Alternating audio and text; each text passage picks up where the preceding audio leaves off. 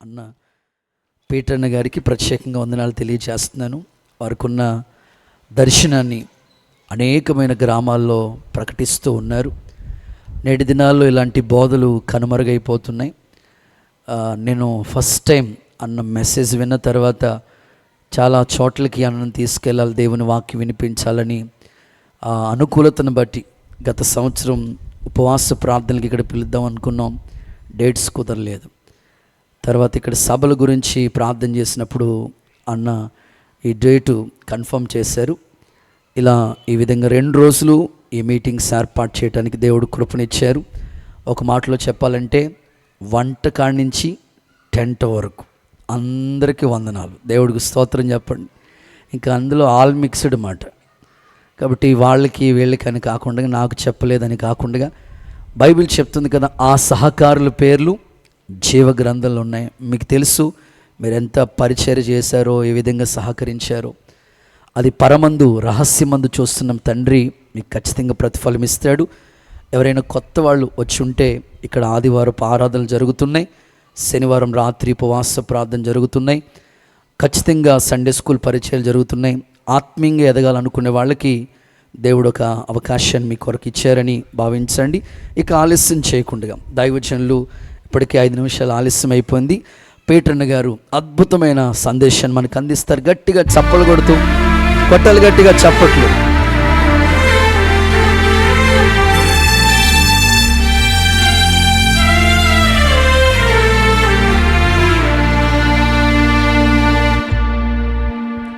దేవునికి స్తోత్రం. హల్లెలూయా. మళ్ళీ చెప్దామండి, హల్లెలూయా. ఇక్కడ వాక్య పరిచయం చేయడానికి నాకు అవకాశం దయచేసిన దేవునికి వేలాది స్తుతులు నేను తెలియజేసుకుంటున్నానండి. నన్ను ఆహ్వానించిన మా వెస్లీ గారికి sir thank you so much. ఇక్కడికి వస్తే ఎక్కడికి బయటికి వెళ్ళినట్టు ఉండదు, మన వాళ్ళ దగ్గరికి వచ్చినట్టు నేను ఫీల్ అవుతాను. అంత మంచి స్నేహం నాకు సోదరులకి మధ్యన ఉంది.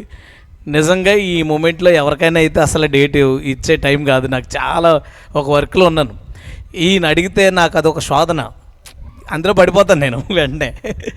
ఇంకా నేను ఏం అనలేకపోతున్నాను. నాకు వెళ్ళాలని అనిపించి మీ దగ్గర రావాలని ఆశ. దేవుడు అలా నన్ను నడిపించినందుకు దేవుడు నేను స్తుతించుకుంటున్నాను.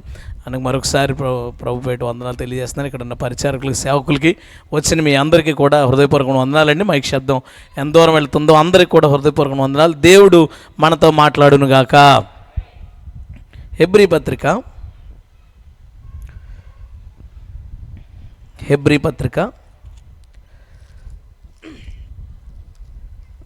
6వ అధ్యాయం. హెబ్రీ పత్రిక 6వ అధ్యాయం ప్రారంభం నుంచి నేను చదువుతానండి. కాబట్టి నిర్జీవ క్రియలను విడిచి మారు మనసు పొందుటయు, దేవుని అందలి విశ్వాసమును, బాప్తిస్మమును గూర్చిన బోధయు, హస్త నిక్షేపణమును, మృతుల పునరుద్ధానమును, నిత్యమైన తీర్పును అను పునాది మరల వేయక, క్రీస్తును గూర్చిన మూలోపదేశము మాని సంపూర్ణుల మగుటకు సాగిపోదుము. మరలా చదువుతానండి. ఈ వచనం మీకు ఎంతవరకు అర్థమైందో చూద్దాం. కాబట్టి నిర్జీవ క్రియలను విడిచి మారు మనసు పొందుటయు, దేవుని అందలి విశ్వాసమును, బాప్తిస్మములు గూర్చిన బోధయు, హస్త నిక్షేపణమును, మృతుల పునరుద్ధానమును, నిత్యమైన తీర్పును అను పునాది మరలవేయక, క్రీస్తును గూర్చిన మూలోపదేశము మాని సంపూర్ణుల అగుటకు సాగిపోదుము. పౌలు హెబ్రీ సంఘానికి రాస్తూ దేవుడు ఒక ఎక్స్పెక్టేషన్ కలిగి ఉన్నాడు ఆ సంఘం గురించి. వీళ్ళు ఈ స్థాయిలో ఉంటారని. ఏమని చెప్తున్నాడంటే ఇక్కడ ఒక 6 విషయాలు చెప్పాడు. నిర్జీవ క్రియలు విడిచి మారు మనసు పొందుట, దేవుని అందలి విశ్వాసము, తర్వాత బాప్తిస్మాలు గూర్చిన బోధ, హస్త నిక్షేపణ, మృతుల పునరుద్ధానము, నిత్యమైన తీర్పు అను పునాది మరల వేయక, క్రీస్తును గూర్చిన మూలోపదేశం మానేసి సంపూర్ణుల మగుటకు సాగిపోదు. అంటే సింపుల్గా ఏం చెప్తున్నాడంటే, మీరు మారు మనసు పొందండి అని చెప్పడం కానీ, దేవుని మీద విశ్వాసం ఉంచండి అని కానీ, బాప్తిస్మాల గురించి కానీ, లేదా ఈ రాకడ గురించి కానీ, ఇలాంటి వాటి విషయాలన్నీ అక్కడ ఒక 6 ప్రధానమైనవి చెప్పాడు. హస్త నిక్షేపణము, మృతుల పునరుద్ధానము, నిత్యమైన తీర్పు. వీటి గురించి మళ్ళీ మళ్ళీ చెప్పాల్సిన అవసరం లేకుండా ఆ పునాది మరల వేయక సంపూర్ణులగుటకు సాగిపోదము. హల్లెలూయా. అంటే దేవుడు ఏమని ఊహిస్తున్నాడంటే, ఈ స్థాయికి వచ్చేసరికి వీళ్ళకి వీటి గురించి చెప్పక్కర్లేదు. ఆ చర్చికి కొత్త వాళ్ళు ఎవరన్నా వస్తే వాళ్ళ కోసం ఇవన్నీ చెప్పాలి తప్ప, మామూలుగా ఒక స్థాయికి వచ్చిన విశ్వాసకి వీటి గురించి మళ్ళీ చెప్పాల్సిన అవసరం ఉండకూడదు అని దేవుడు అనుకుంటున్నాడు.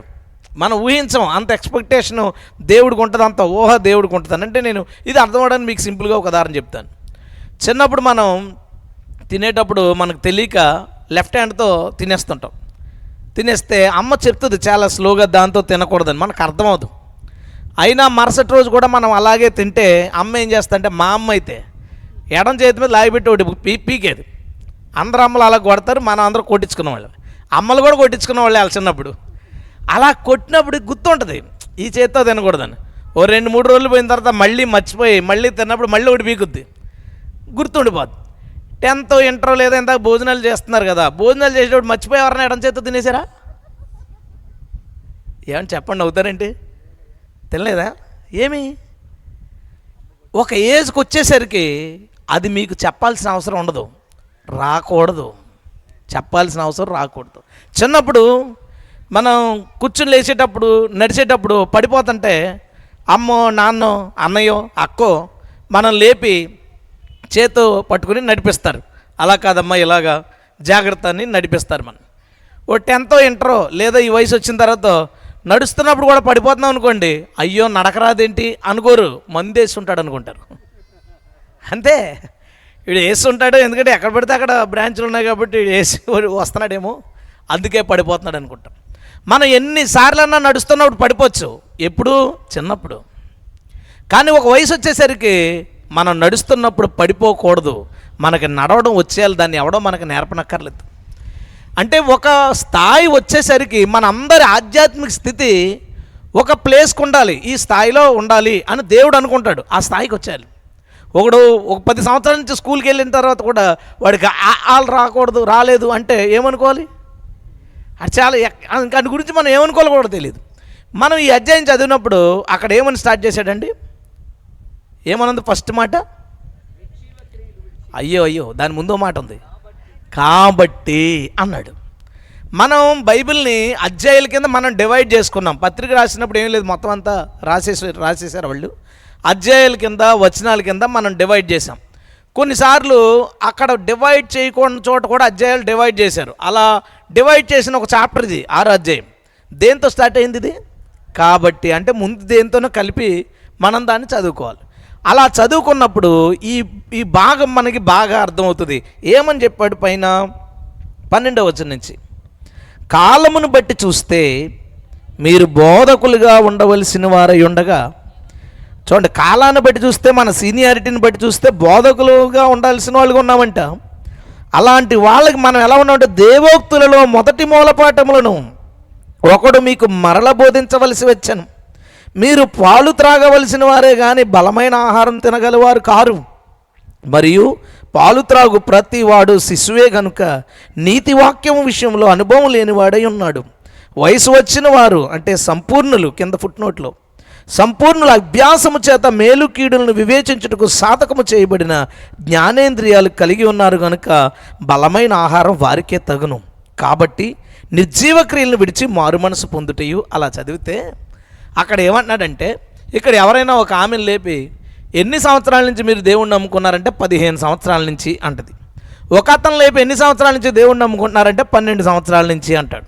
అయితే పౌలు ఏమంటాడంటే, కాలమును బట్టి చూస్తే మీరు బోధకులుగా ఉండాల్సిన వాళ్ళుగా ఉండి ఇంకా మొదటి విషయాలే వింటూ ఇంకా మనం మార్పు చెందాల్సినవి ఎన్నో విషయాల్లో ఇంకా ఉండిపోయి మారుతున్నామండి, ఇంకా తెలుసుకుంటున్నామండి, ఇంకా మారుతున్నామనే స్థితిలో ఉండకూడదట. దేవుడు అది కోరుకుంటున్నాడు.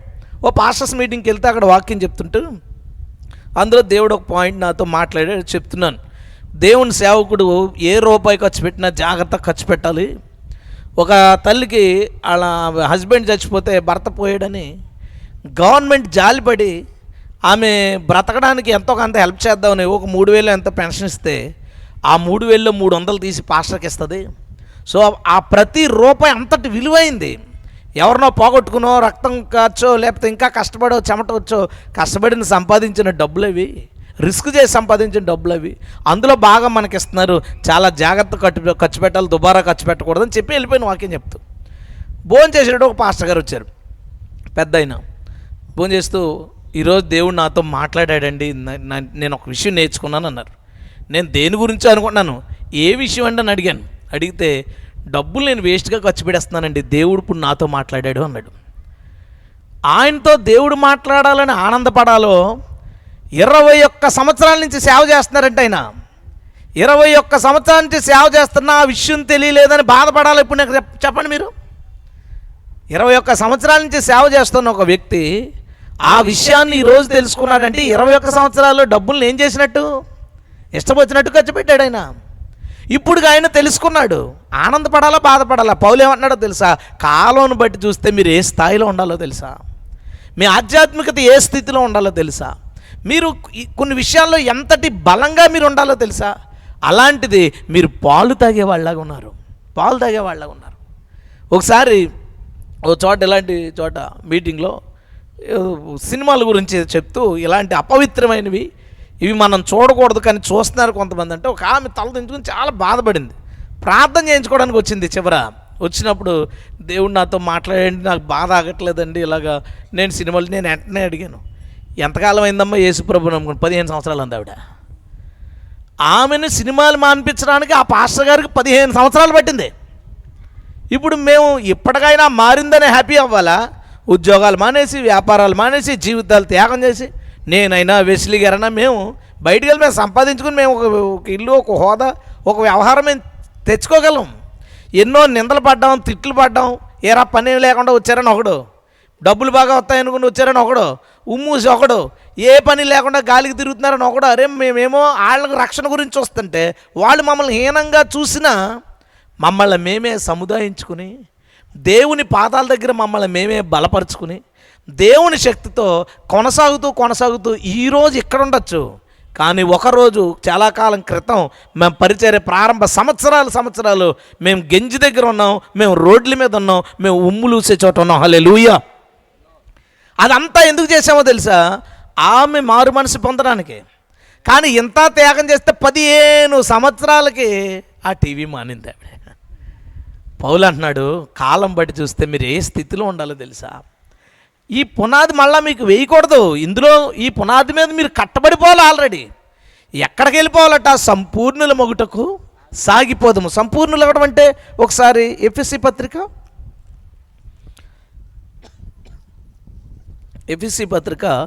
4వ అధ్యాయం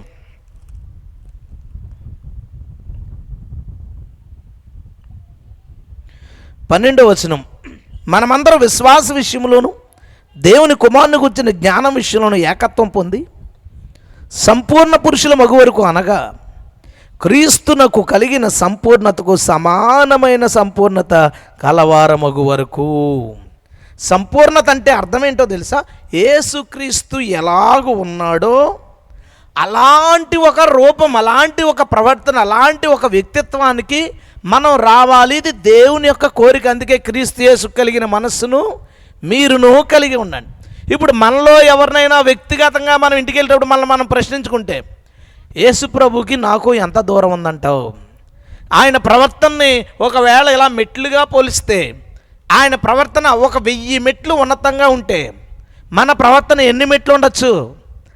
ఆయన అందుకోవడానికి ఇంకా ఎన్ని మెట్లు ఎక్కాల్సిన అవసరం ఉండొచ్చు? మనం 20 మెట్ల దగ్గర, 30 మెట్ల దగ్గర, 100 మెట్ల దగ్గర, 200 మెట్ల దగ్గర ఉంటే ఆయన 1000 మెట్ల అవతల ఉన్నాడు. పౌలు ఏమంటున్నాడంటే, కాలాన్ని బట్టి చూస్తే మనం యేసుక్రీస్తుకు దగ్గరగా ఉండి ఇక యేసుక్రీస్తులాగా మారిపోవడం ఒక్కటే బ్యాలెన్స్గా ఉండాలట. మిగతావన్నీ మనం ఆల్రెడీ సాధించేసి ఉండాలట. కానీ మీరు శిశువుల వలె ఉన్నారు. ఇంకా మొదటి మూలపాఠాలు మీకు బోధించవలసి వస్తుంది. ఇంకా మారు మనసు పొందండ్రా బాబు అని చెప్పాల్సి వస్తుంది. విశ్వాసం గురించి చెప్పాల్సి వస్తుంది. ఇంకా అక్కడ చెప్పిన ఆ 6 విషయాలు మళ్ళీ మీకు చెప్పాల్సి వస్తుంది అని బాధపడుతున్నాడు.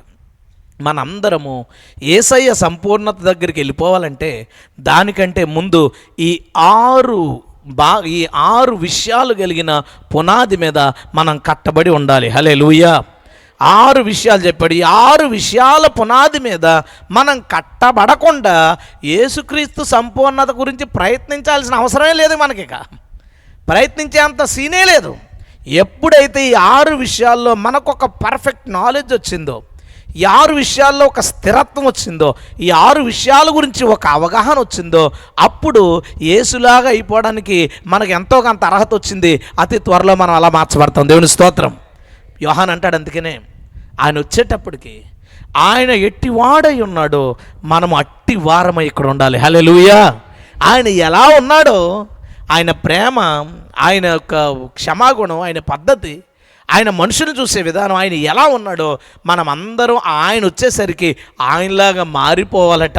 అందుకే ఆయన మనకి మాదిరి ఉంచిపోయాడు. హల్లెలూయా. అయితే ఈరోజు నేను యేసుక్రీస్తు సంపూర్ణత గురించి చెప్పాలనుకోవట్లేదు, కానీ ఈ 6 సంగతుల గురించి మీకు చెప్పాలనుకుంటున్నాను.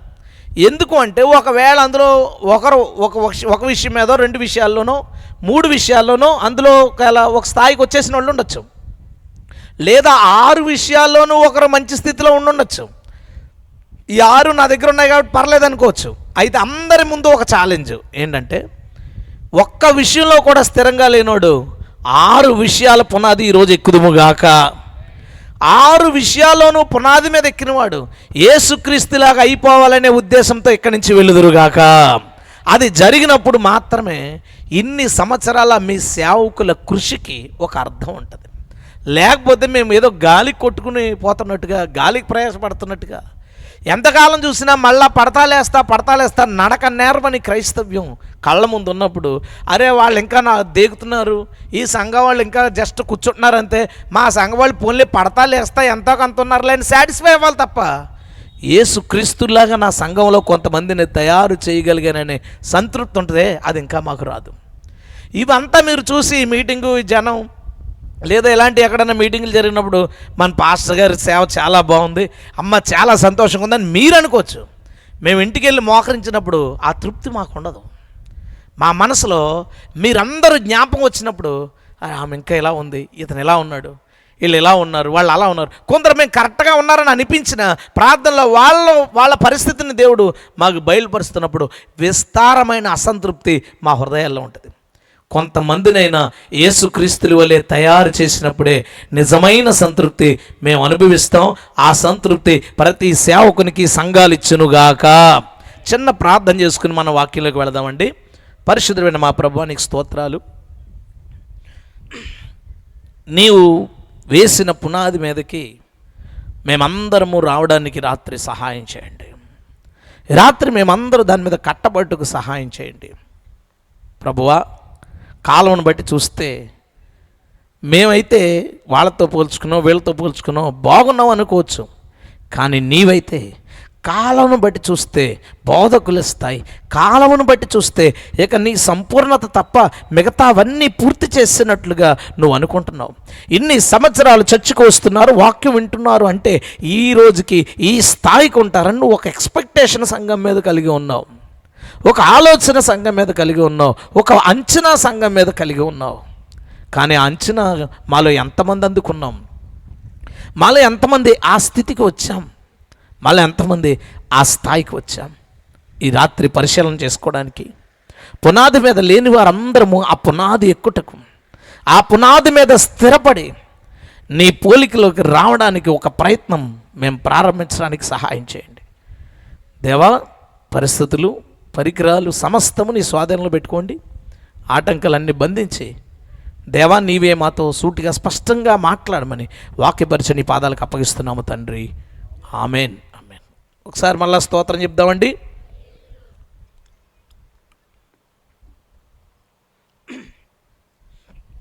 అక్కడ మొదటి మాట ఏమన్నాడండి? కాబట్టి నిర్జీవ క్రియలను విడిచి మారు మనసు పొందుటయు, నిర్జీవ క్రియలను విడిచి మారు మనసు పొందుటయు. ఒకసారి నేను ద్రాక్షారామం వాక్యం చెప్పడానికి వెళ్ళాను.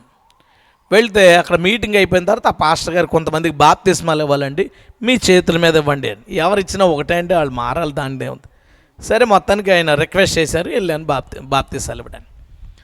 ఒక ఆమె అచ్చం హిందూరాలాగే ఉంది, ఇంకేం మార్పు కనబడలా. నేను అన్నాను ఆయనతో, ఈమె మారారండి ఈమె అన్నాను. ఆయన ఏమన్నాడో తెలుసా, మొత్తం ఆమె పూజించే వాటన్నిటిని పారేశారండి ఇంట్లోంచి. ఆయన దృష్టికి మారు మనసు అంటే ఏంటో తెలుసా, నిర్జీవమైన దైవములను విడుచుట. కానీ దేవుడు మనకి ఏం లక్ష్యం ఇస్తున్నాడో తెలుసా, నిర్జీవ క్రియలను విడుచుట. ఎంత తేడా ఉంది! నిర్జీవ దైవములు విడుచుట మారు మనసులో ఒక అడుగు. అది చాలా సులువు. కానీ వదలమని చెప్తున్నది ఏంటో తెలుసా, నిర్జీవ క్రియలను విడిచి మారు మనస్సు పొందుటయు. మనం చేస్తున్న పనుల్లో అరే దీనివల్ల నాకు జీవం రాదు, దీనివల్ల నాకు మేలు కలగదు, దీనివల్ల నేను నిత్యజీవం చేరుకోను అని అనిపించే ఏ పనైనా సరే దానిని విశ్వాసి ఎప్పుడైతే వదులుతాడో అప్పుడు మాత్రమే అతడు మారు మనసు పొందినట్టట. అంటే మారు మనసు పొందడం అంటే ఏంటంటే క్రైస్తవ్యంలో ఫస్ట్ స్టెప్ అది. ఇంకా మారు మనసు గురించి మేము చర్చిల్లో చెప్పాల్సి వస్తుందంటే దానికోసమే పౌలు అన్నాడు, వేసిన పునాది ఎంత కాలం వేస్తారా అంటే మేమేం చెప్తాం అంటే పౌలుతో, నీకేడు బాబు ఫస్ట్ శతాబ్దంలో చేసావు, ఈ శతాబ్దం మా కర్మ ఏంటనుకుంటున్నావు, ఆడు 10 సంవత్సరాల తర్వాత కూడా మారు మనసు గురించి చెప్పాలి, ఆడికి 15 ఏళ్ళు అయినాడికి మారు మనసు గురించి చెప్పాలి. అది మన దౌర్భాగ్యం. దేవుడు కోరుకుంటున్నది మాత్రం ఏంటో తెలుసా, అప్పటికే సంఘం నిర్జీవ క్రియలను విడిచి మారు మనసు పొందాలట. ఎందుకు పొందాలి, ఎలా పొందాలి? ఆ పైన వచనాలు చదువుదామా, 13 నుంచి. మరియు పాలు తాగు ప్రతివాడు శిశువే కనుక నీతి వాక్య విషయంలో అనుభవం లేనివాడై ఉన్నాడు.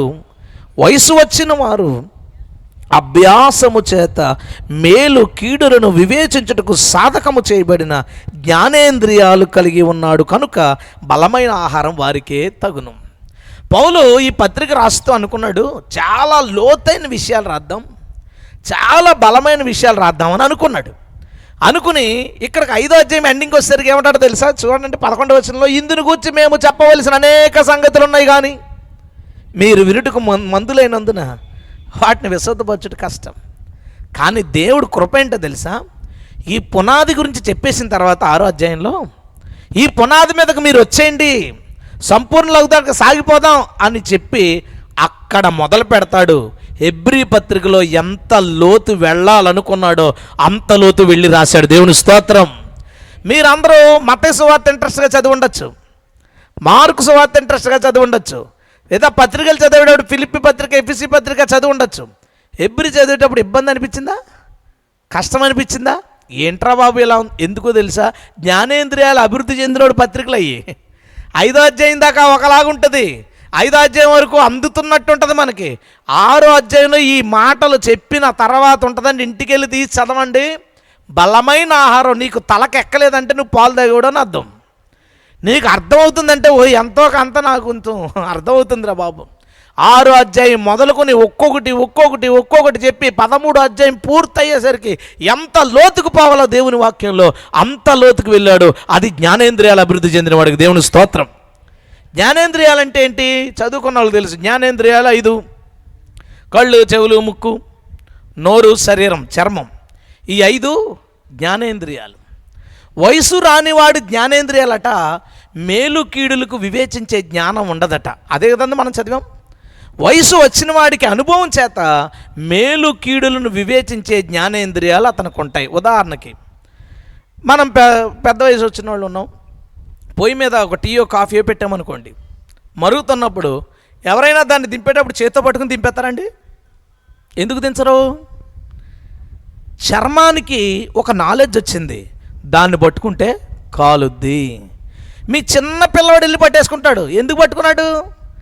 వాడి చర్మానికి ఆ నాలెడ్జ్ లేదు, అది కీడు.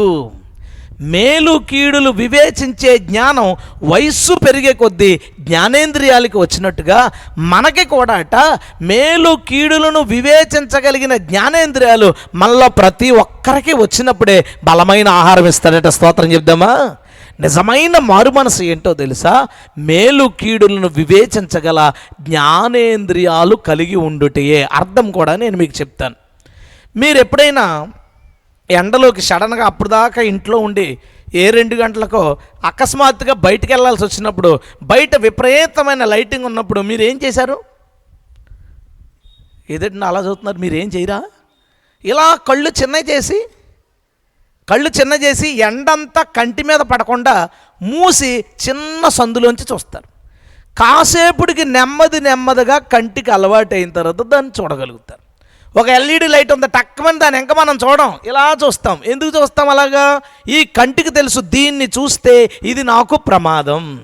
మేలు కీడులను వివేచించు శరీర సంబంధమైన జ్ఞానం కంటికి వచ్చినట్టే మేలు కీడులను వివేచించు ఆత్మ సంబంధమైన జ్ఞానము కూడా ఈ కంటికి వచ్చిన వాడే మారు మనసు పొందినవాడు. దేవునికి స్తోత్రం. అంటే అర్థం ఏంటి? ఫోన్ ఓపెన్ చేసావు, ఓపెన్ చేసినప్పుడు అందులో నువ్వేం దేనికి ఓపెన్ చేసావు అది సెర్చ్ చేసి నువ్వు చూస్తుండగా పక్క నుంచి ఒక తమ్మనీళ్ళు వస్తుంది, ఈ వీడియో చూడకపోతే నీ బ్రతుకు ఎందుకు అంటాడు. అలాగానే అది ఏంటంటావు అని కొట్టగా నిజంగా నీ బతుకు ఎందుకు పనికిరాదు అది చెప్పినట్టుగానే. అక్కడి నుంచి షార్ట్లోకి వెళ్ళి తోసే కొద్దీ వస్తుంది. అది చూస్తున్నప్పుడు నేను దీన్ని చూస్తున్నానే, దీనివల్ల నా దేహమంతా చీకటైపోయి నేను కీడులో పడతాను, నష్టంలో పడతాను, నరకంలో పడతాననే నాలెడ్జ్ రాని కళ్ళున్నాయే, వాళ్ళు పాలు తాగే వయసులో ఉన్నవాళ్ళు. నీ జ్ఞానేంద్రియాలకు ఆత్మ సంబంధమైన జ్ఞానం రావాలి, దేవుడు ఇవ్వాలని ప్రార్థించు. హల్లెలూయా. ఒక సీరియల్లో లేదా ఒక అమ్మాయి వెళ్ళిపోతుంది, ఆ అమ్మాయి వెళుతుందని నీకు సైడ్ లుక్లో కనబడింది, నేను అటు చూస్తే అది నాకు కీడు అని అర్థమవుతుంది. చూసావా? అతడు మారు మనసు పొందినవాడు. చూసేసి రాత్రింటికి పోయి మోకరించి ప్రార్థించేటప్పుడు గుర్తొచ్చినప్పుడు ప్రభువా నన్ను క్షమించి అంటాడు. చూసావా? ఈడు ఇంకా ఎల్కేజీ గాడు. ఈడు ఇంకా ఈ కంటితో చూడొచ్చో చూడకూడదో తెలియలేదు ఆడికి. అది నేను చెప్పేది.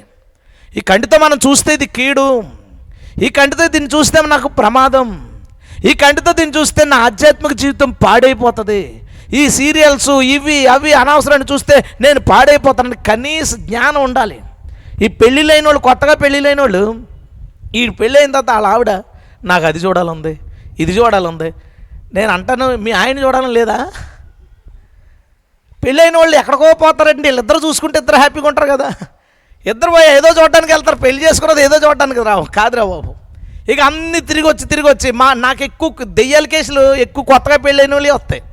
ఫోన్ చేసి అన్నయ్య మా ఆవిడ పడుకోవట్లేదు, ఏమండి మా ఆయన తలనొప్పి వచ్చేస్తుంది అన్నట్టు ప్రేయర్ చేస్తుంటే అది అంటది కదా, నేనున్న చోటుకు వస్తే నేను ఎందుకు వదులుతాను అంది ఒకటే.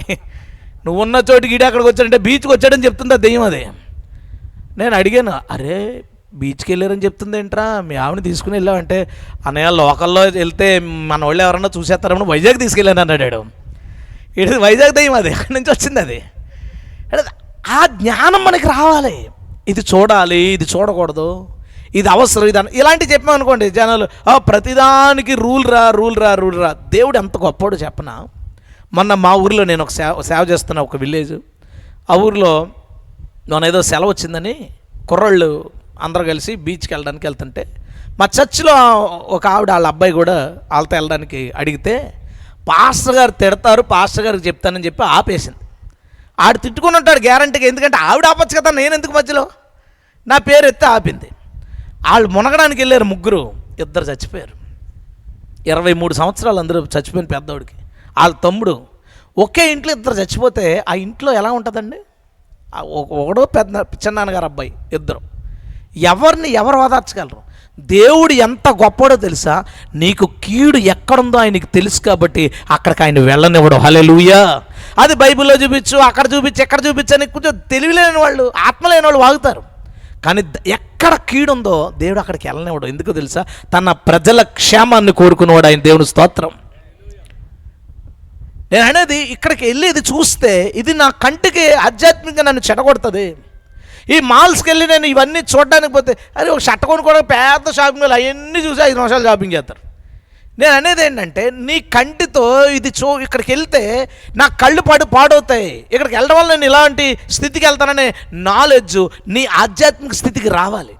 ఇంతకాలం నువ్వు దేవుణ్ణి నమ్ముకున్నావు కాబట్టి నీ కంటికి ఆ జ్ఞానం, మేలుకీడులను వివేచించే జ్ఞానం నీ కంటికి రావాలి.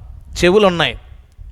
చిన్నప్పుడు పిల్లలు కూర్చున్నప్పుడు ఆడి ముందు టపాకాయ పేల్చండి, అలా చూస్తాడు, పేలిన తర్వాత భయపడిపోతాడు. నీ ముందు టపాకాయ పేలుతుంటే ఏం చేస్తావు? ముందే చెవులు మూసుకుంటావు. ఆ సౌండ్ నీకు మంచిది కాదని ముందే నీకు తెలిసింది. ఎందుకు? అభ్యాసం చేత దానివల్ల ఏం జరుగుతుందో నీకు ఆల్రెడీ అనుభవం ఉంది. నీ కళ్ళు ముందో లేకపోతే ఎవరో చెప్పడం వలనో నువ్వే అనుభవించడం వలన దాన్ని నువ్వు తెలుసుకున్న అభ్యాసం చేత నీకు వచ్చింది. ముందే చెవులు మూసుకుంటాం. ఒక్కొక్కరికి బుడగ ఉది దాన్ని బర్రమని పాముతుంటే చాలా విరక్తిగా ఉంటుంది. ఆ సౌండ్ ఎనగానే వెంటనే చెవులు మూసుకుంటాడు. ఇది నాకు నాకు మంచిది కాదు, పడదు నాకు.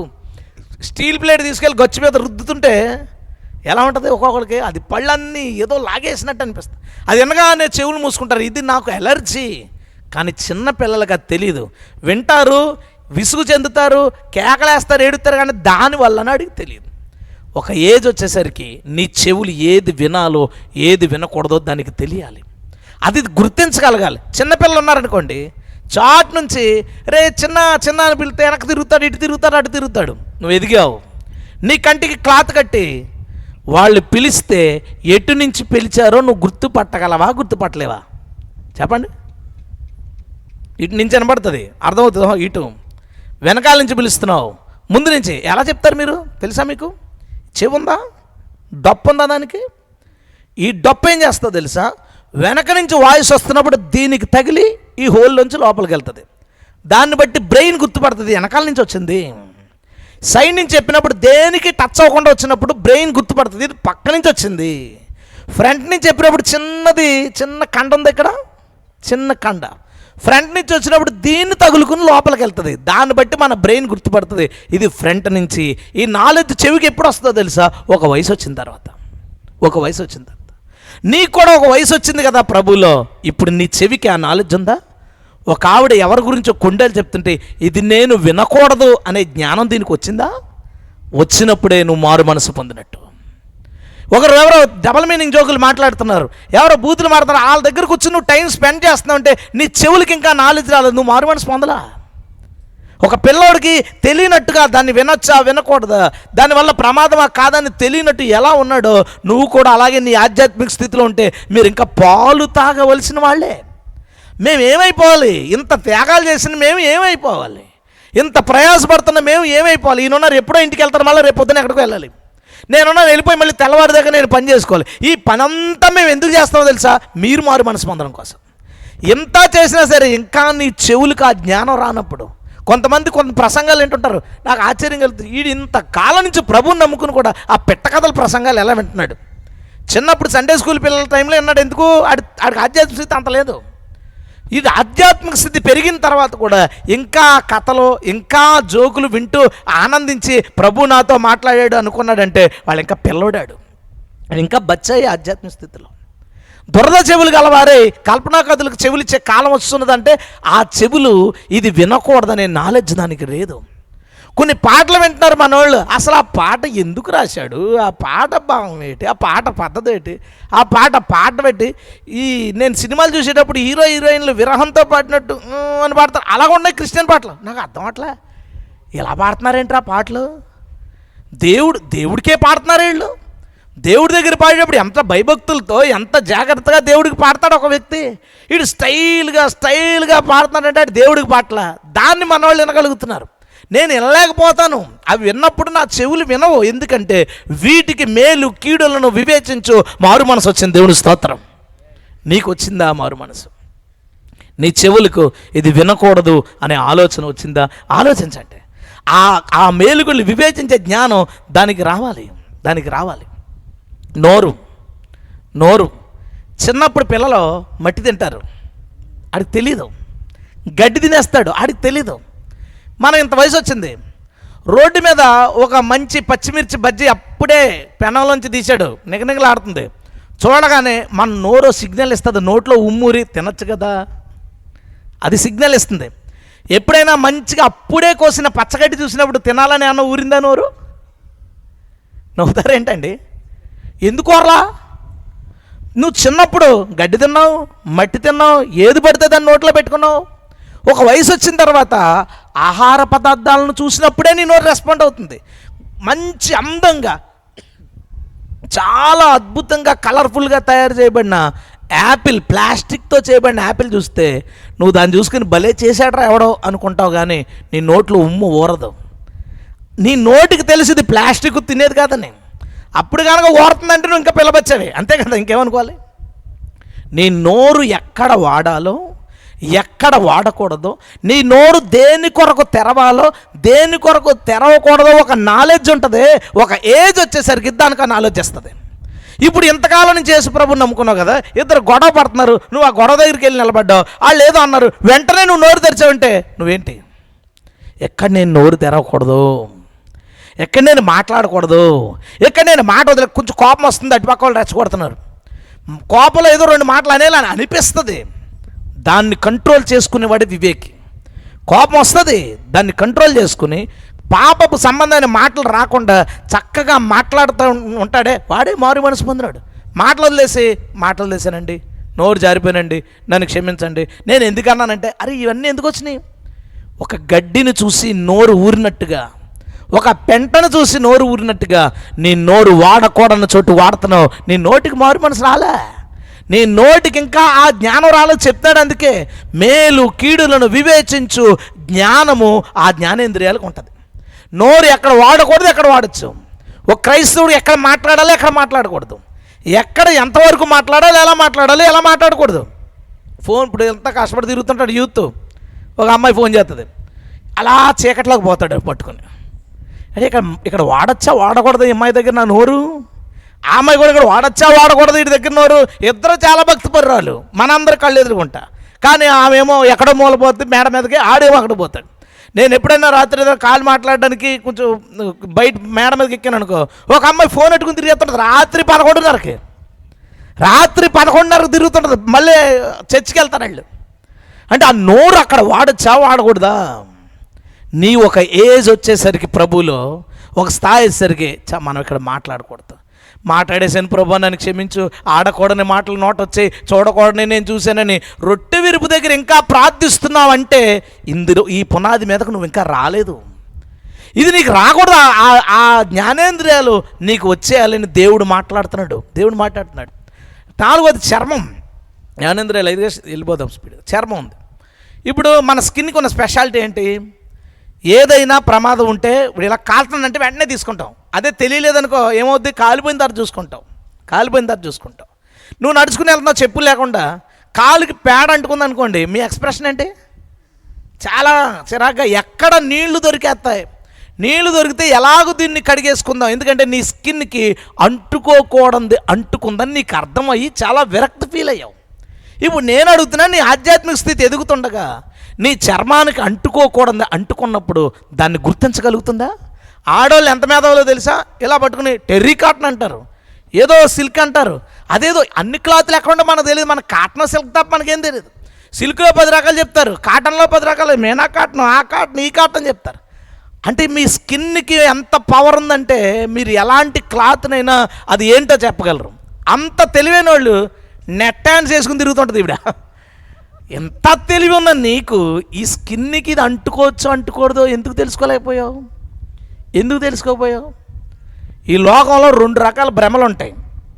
మగోడుకున్న భ్రమ ఏంటంటే మా ఇంట్లో నేను చెప్పిందే జరుగుద్దని అనుకుంటాడు, అది భ్రమ, అది మనం ఏం చేయలేము. ఆడవాళ్ళకున్న భ్రమ ఏంటో తెలుసా? మేము చాలా తెలివైన వాళ్ళు అనుకుంటాం, అది కూడా మీ భ్రమే. ఆడెవడో ఒక స్టైల్స్ రకరకాలు పెట్టినప్పుడు చేతికి పెట్టిన గాజు తీసుకెళ్ళి చెవికి పెడతాడు. దాన్ని చూసిన ఆడవాళ్ళు ఇదేదో పెద్ద స్టైల్ అనుకునే గాజులు పెట్టుకుంటారు చెవులకి. ఇంకొక ఆమె ఎవరో తీసి ఆ చెవుకున్న గాజు తీసి ముక్కుకి ఎడుతుంది. ఇక్కడ అది స్టైల్ అనుకుని అది పెడతాం. ఏం తెలివి ఉంది మనకే? మన చర్మానికి ఏది అంటుకుంటుందో ఏది అంటుకోకూడదు. అరే ఇలాంటి ఒక జాకెట్ మనకు అంటుకోవచ్చా? ఇలాంటి ఒక లెగ్గిన్ ఇంత అసలు వాళ్ళు ప్యాంటుతో ఉన్నారు లేదా అర్థం అట్లా, వాళ్ళ బట్టలు ఎలా ఉన్నాయి? అదే స్కిన్ కలర్ వేసుకుని బయట తిరుగుతుంటారు, ఏమనుకుంటారు బయట వాళ్ళు? ఏం అర్థం అట్లా జనాలకి. నీ పరిస్థితి ఏంటన్నాను? నీ బాడీకి ఒక పురుషుడైన స్త్రీ అయినా నా శరీరానికి ఇది అంటుకోవచ్చా? నా శరీరానికి ఇది. మొన్న ఒక అబ్బాయి రాజమండ్రిలో ఓ మీటింగ్ పిలిచాడు, చాలా కష్టపడి వర్క్ చేస్తాడు. మాట్లాడుతూ వెళ్తుంటే 2 బటన్స్ తీసేసి ఉంది షర్టు. నేను తమ్ముడు షర్ట్ బటన్స్ పెట్టుకో అంటే చూస్తున్నాడు, పెట్టుకోవట్లా. ఎందుకు ఇటు పెట్టుకోవట్లేదు అనుకున్నాను. బటన్స్ లేవంటే బటన్స్ ఉన్నాయి. తినేటప్పుడు చూసాను చైన్ ఉంది అక్కడ, ఇంతకీ ఈ చైన్ కనపట్లేదని బటన్స్ తీసేసాడు, అది మ్యాటర్ అక్కడ. ఇప్పుడు నీవు దేవుని కోసం ఒక మంచి పని చేయాలని అనుకుంటున్నావు, ఓకే. నీ స్కిన్కి ఏది అంటుకుంటుందో దాన్ని గుర్తుపట్టలేకపోతున్నావా? అది నా బాడీకి అంటుకోకూడదా? ఈ డ్రెస్ నాకు అంటుకోకూడదు, ఇది నా చర్మానికి అంటుకోకూడదని ఎందుకు నువ్వు చూడలేకపోతున్నావు? ఎంత ఎత్తు మాడని జోళ్ళు వేసుకుంటారు అమ్మాయిలు, క్రిస్టియన్స్. ఎంత ఎత్తు మాడాలి? ఎవడంత జాగ్రత్తగా నడమన్నాడు అంత ఎత్తు ఎవడ వేసుకోమన్నాడు. దేవుడు నీకు ఒక ఎత్తిచ్చాడు, దాంతో బతికేచ్చు కదా. అబ్బే మనకు చాలదు, ఇంత ఎత్తి అయిపోతావా నువ్వేమైనా. జనాలు ఒక భ్రమ చూడు, నేను అనేది వాళ్ళ భ్రమ ఎలా ఉంటుంది చూడండి. నువ్వు ఏం వాడుతున్నా అసలు ఇది నా చర్మానికి అంటుకుంది, ఇది నేను తీసుకోగలుగుతున్నానా, ఈ అంటుకున్నది నాకు నచ్చుతుందా నచ్చట్లేదా అనే నాలెడ్జ్ నీకు వచ్చేలా, ఒక పేడ నీ కాలుకి అంటుకున్నప్పుడు నీకు ఎంత విరక్తిగా అనిపిస్తుందో, దేవుని వాక్యానికి విరోధమైంది నీ చర్మానికి అంటుకున్నప్పుడు అంత విరక్తి దాని మీద రావాలి. స్తోత్రం చెప్దాం. 5వ జ్ఞానేంద్రియం ముక్కు. ముక్కు స్పెషల్ ఏంటో తెలుసా? మీ ఇంట్లో రాత్రి చేపల పులుసు ఉండిపోయింది. రాత్రి చేపల పులుసు పొద్దున బాగుంటుంది నిజమే, మధ్యాహ్నానికి బాగుంటుందో లేదో డౌట్. తిందామని అనుకున్నప్పుడు దాన్ని తీసుకుని తిని చూస్తారా, వాసన చూసి చూస్తారా? వాసన చూసి చూస్తా. ఎందుకు? తినే చూడొచ్చు కదా, తినేస్తే దెబ్బ అయిపోతామండి. నీకు ప్రమాదం రాకముందే అది ప్రమాదం కలిగిస్తుందో కలిగించదో చెప్పేదే ముక్కు, సామాన్యమైనది కాదు అది. వాసన చూసినప్పుడు తేడా కొడితే ఇది తింటే నాకు ఇబ్బంది అని దూరం పెడతాం. ఓ చోటుకి వెళ్తున్నప్పుడు ఆ పొదల మధ్యలో ఏదో ఒక జంతువు చచ్చిపోయింది, అది కనపడలేదు మనకి, కానీ స్మెల్ తెలుస్తుంది. వెంటనే ముక్కు మూసుకుంటా, ఈ గాలి మంచిది కాదు అని ఆ చచ్చిపోయిన జంతువు కనపడక ముందే నీకు చెప్పేది ముక్కు. దేవుడు ఎంత బాగా తయారు చేశాడో మనల్ని చూడు. మళ్ళీ దానికి గోతులు కొడతాడు ఒక్కొక్కడు, చక్కని ముక్కు ఇచ్చాడు మనకి. గోతులు కొడతాడంటే అర్థమైందా మీకు? మనకి ముక్కు యొక్క ప్రత్యేకత, నీవు ప్రమాదాన్ని ముందే ఊహించుట, నీకు రాబోతున్న ఇబ్బందిని ముందే ఊహించుట, రాబోతున్న మేలును ముందే ఊహించుట. మేలునంటే ఏంటంటాము? బయట బండి స్టాండ్ వేస్తున్నప్పుడు అర్థమైపోయింది చికెన్ వండింది లోపలని. ఎవరు చెప్పారు? ముక్కు చెప్పింది. మేలు కీడులను ముందే ఊహించగలిగింది ముక్కు. నీ జ్ఞానేంద్రియం అభివృద్ధి చెందడం అంటే అర్థం ఏంటో తెలుసా? ఇప్పుడు ఫ్రెండ్స్ అందరూ అక్కడ ఉన్నారు, రమ్మంటున్నారు. నేను అక్కడికి వెళ్ళి కూర్చుంటే పాడైపోతానని ముందే ఊహించే నాలెడ్జ్ నీకు రాలేదా? వెళ్ళానండి, కూర్చున్నానండి, ఫ్రెండ్స్ పిలిచారు కదండి, పాడైపోయానండి. వెళ్ళానండి, పెళ్లి దగ్గర ఇలాగ తిరిగానండి, ఇలాగ మనసు పాడైపోయింది. అరే నీకు ముందే తెలియలేదా? నువ్వు కొత్త క్రైస్తవుడు నువ్వేమన్నా కొత్త క్రైస్తవుడు? దానియేలు రాజు యొక్క ఆహారం తన దగ్గరికి వస్తే దాన్ని తిని పాపము చేయకుండా ఉండడానికి, అంటే తింటే ఒకవేళ అది కనుక బలిచ్చింది అయితే నేను విగ్రహార్పితం తిన్నాను అవుతాను, ఒకవేళ అలాంటివి ఎక్కువ మాంసం హెచ్చుగా తింటే నేను ఇలాంటి వ్యక్తిని అయిపోతాను అని. ఎందుకంటే చదువుకున్నాడు, బైబిల్ చదువుకున్నాడు కాబట్టి, అతను సామెతలు అప్పటికే రాయబడిపోయినాయి కాబట్టి అతను అనుకుని ఒకవేళ నేను ఇది చేస్తే ఏదైనా పాపంలో పడతానని ముందుగా ఊహించి దాన్ని దూరం పెట్టాడు. దేవుని స్తోత్రం. అందుకే కదా సింహాలు కూడా నోరు మూసుకుని కూర్చున్నాయి దానియేలు దగ్గర. మన దగ్గర కుక్కలాగా ఎందుకు అలాంటి ప్రమాదాలు అన్నిటిలో మనం పడుతున్నాం చెప్పనా? మనం ఊహించలేకపోతున్నాం. ఇక్కడికి వెళ్తే నాకేం జరుగుతుంది, వీళ్ళని కలిస్తే నాకేం జరుగుతుంది, వీళ్ళతో స్నేహం చేస్తే నాకేం జరుగుతుంది, ఈ వ్యాపారం స్టార్ట్ చేస్తే నాకేం జరుగుతుంది, ఏమీ ఆలోచన లేదు. వెంటనే దాంట్లోకి మనం దూకుతున్నాం. దేవుని ఆత్మ సహాయంతో జరగబో వాటిని ముందే గుర్తుపట్టగలిగిన ఆ జ్ఞానం నీ ముక్కుకు రావాలి. ఈ 5 రకాల జ్ఞానం వచ్చి జాగ్రత్త పడేవాడే నిర్జీవ క్రియలను విడిచి మారు మనసు పొందుతాడు. దేవుని స్తోత్రం. అది మనకి వచ్చునుగాక. రెండో విషయం ఏం చెప్పాడు? దేవుని అందలి విశ్వాసము. దేవుని అందలి విశ్వాసం. విశ్వాసం లేకుండా ఎవడన్నా చచ్చుకొస్తాడా? చెప్పండమ్మా. రావు. మనందరం వింటి వల్ల విశ్వాసం పొందాం, విశ్వాసాన్ని బట్టి వచ్చాం. కానీ అక్కడ ఒక మాట అన్నాడు, దేవుని అందలి విశ్వాసం. విశ్వాసానికి దేవుని అందలి విశ్వాసానికి ఏంటి తేడా? ఒక ఆమె ప్రార్థిస్తుంది బయటికి వెళ్ళడానికి అనుకుందాం, ప్రార్థిస్తుంది, ప్రభా వెళ్తున్నాను, ప్రయాణాల్లో క్షేమమే. విశ్వాసం ఉందా లేదా? ఉంది. బయటకు వచ్చింది, ఒకడు పుల్లలమో పట్టుకుని ఎదురయ్యాడు. ఇప్పుడు ఏమనుకుంటుంది మనసులో?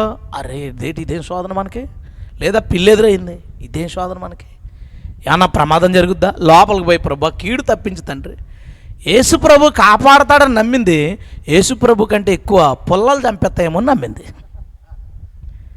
ఇప్పుడు దేవుని అందరి విశ్వాసం వల్ల పుల్లల మీద ఉంది విశ్వాసం. సరే, నీకు పుల్లల సెంటిమెంట్ ఉందనుకుందాం, పుల్లలు కనపడ్డాయి కాబట్టి లోపల పోయావు. మళ్ళీ బయటకు వచ్చి ఒక ఆయన నడుచుకుంటూ వస్తున్నాడు, వస్తుంటే చేతిలో పుల్లలేం కదా అని వెళ్ళిపోయావు. ఆయన జేబులో అగ్గిపెట్టుంటే అగ్గిపెట్లో అగ్గి పుల్లలు ఉంటాయి. అప్పుడు నేను ఎలా అన్నానని ఎదురైన వాటి దగ్గర అగ్గిపెట్టి ఉందని అడిగావు కనుక నువ్వు సిగరెట్లు కాలుతున్నావు అనుకుంటాడు. ఈ సిగరెట్లు కాల్చేస్తున్నాడు ఉంది, నన్ను అగ్గిపెట్టి అడుగుతున్నాడు. మన విశ్వాసం ఎక్కడుంది? మన విశ్వాసం ఎంత స్ట్రాంగ్గా ఉంది ఆలోచించండి. మనం దేవుని నమ్ముతాం, దేవునితో పాటు మంచి చెడ్డలను, మంచి రోజు చెడ్డ రోజు అట్టుకొని నమ్మేవాళ్ళు ఉంటారు. ఎక్కువ ఇటువైపు ఈ కోనసీమ వైపు ఈ క్యాస్ట్ సెంటిమెంట్లు, ఈ ఆచారాలు ఎంత విస్తారంగా ఉంటాయో. దేవుని యొక్క లక్ష్యం ఏంటో తెలుసా? అందరినీ సమానం చేయడం. గట్టిగా స్తోత్రం చెబుదామా? ఈ దేవుడు ఈ ప్రపంచాన్ని ఎలా గెలిచాడో తెలుసా? నల్లోడిని తెల్లోడిని ఒకేలా ప్రేమించాడు. అందుకనే నల్లోడు ప్రభు దగ్గరికి వచ్చాడు, తెల్లోడు ప్రభు దగ్గరికి వచ్చాడు. దేవుని స్తోత్రం. రాజులైనా ఎస్సీ ఎస్టీలైనా మధ్యలో ఉన్న ఏ కులస్తులైనా యేసు ప్రభువుకి ఎలా ప్రేమిస్తున్నాడు. దేవుని స్తోత్రం. అందుకు దేవుడి ప్రపంచాన్ని గెలిచాడు. ఎంతమంది గింజుకున్నా మాది గొప్పది గొప్పది గొప్పదని నువ్వు ఎంత తొడచరుచుకున్నా నువ్వు అందరినీ ప్రేమించలేవు. నా దేవుడు అందరినీ ప్రేమించాడు, అందరినీ సమానంగా ప్రేమించమన్నాడు. దేవుని స్తోత్రం. అందుకు ఈ రాజ్యం ఆగదు, ఈ రాజ్యం ఆగదు.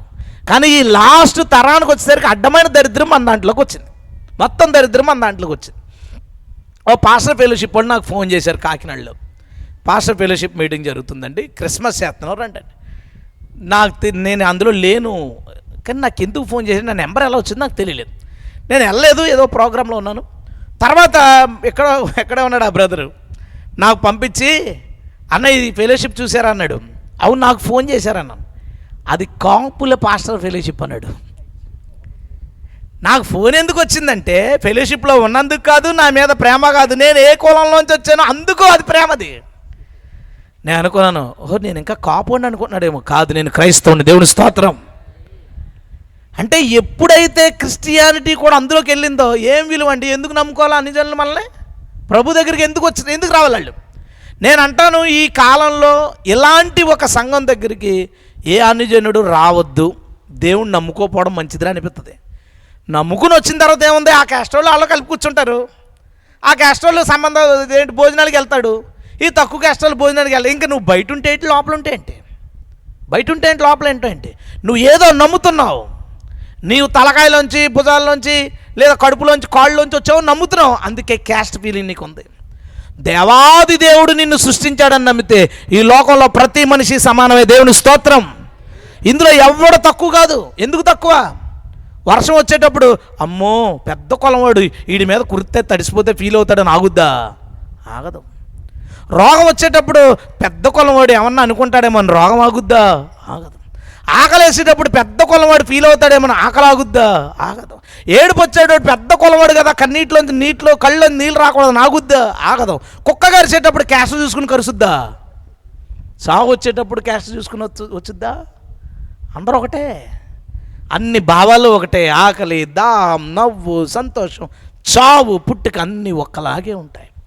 ఎందుకు ఒక్కలాగే ఉన్నాయో తెలుసా? దేవుడు ఒక్కలాగే సృష్టించాడు కాబట్టి. స్తోత్రం చెప్దామా?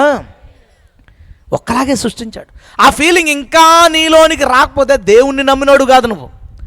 దేవుని అందరి విశ్వాసం గలవాడు కాదు. నువ్వు వేరే విశ్వాసాన్ని దేన్నో నమ్ముతున్నావు. క్రైస్తవ్యంలో అన్ని చెత్త విశ్వాసాలు ఎన్ని ఉన్నాయో, చెత్త విశ్వాసాలు. మొన్న వచ్చేస్తుంటే నేను అనుకున్నా ఎక్కడో సమాధుల దొడ్డు ఉందా నాకు తెలియదు అప్పుడు దాకా. మొన్న దెబ్బకి వాళ్ళ గోళ్ళ గేళ్ళు పీకేసి గేట్లు పెట్టేసి పువ్వులు, వ్యవహారాలు, పళ్ళు వీళ్ళు అన్నీ పెట్టి చక్కగా అదేదో ఇంద్రభవనంలో చేశారు సమాధిని. మళ్ళీ సంవత్సరం దాకా దాన్ని మొక్కడు చూడు. ఏముంది తేడా? చిన్నతనాన్ని అన్నీ పట్టుకుని వెళ్తారు ఇతర మతస్థులు. నీకు వాళ్ళకి ఏం తేడా ఉంది? దేవుని మీద నీకేం విశ్వాసం ఉంది? ఆచారాల మీద విశ్వాసం ఉంది. పెద్దల పారంపర్య ఆచారాల మీద నీకు విశ్వాసం ఉంది. ఎవరో పెట్టిన పద్ధతుల మీద నీకు విశ్వాసం ఉంది. దేవుని మీద నీకు విశ్వాసం ఉండడం అంటే అర్థం ఏంటో తెలుసా? వాక్యంలో ఏముందో దాన్ని తప్ప నువ్వు ఇంకేమీ చేయకూడదు. దేవుని స్తోత్రం. ఏం చేయకూడదు. ఇక ఈ మధ్యకాలంలో ఏమైందంటే ఈ పెద్ద పెద్ద పాస్టర్లు చెప్పాను కదా, మారు మనసు లేనోళ్ళు, దేవుని మీద విశ్వాసం లేనోళ్ళు పెళ్ళిళ్ళు చేసేటప్పుడు ఒక ఆయన బైబిల్ తీసి ప్రసంగిలో రెఫరెన్స్ తీసి 3 పేటల తాడు త్వరగా తెగపోదని బైబిల్లో ఉంది, 3 ముళ్ళు వేసి అన్నాడు. 3 పేటల 3 ముళ్ళ బైబిల్లో ఉంటా? 3 పేటలని చదివాడు, 3 ముళ్ళు వేయమంటున్నాడు. నేను అనుకున్నాను, అరే నువ్వు చదువుతున్నావా చదవట్లేదా? అటుపక్కన్నోడు ఏమంటున్నాడు? అసలు ఎందుకు చెప్పాడు? ఒంటిగా ఉండకడా, ఒంటిగా ఉంటే పడిపోతావు, ఎవడొకడు ఏదైనా చేయగలడు.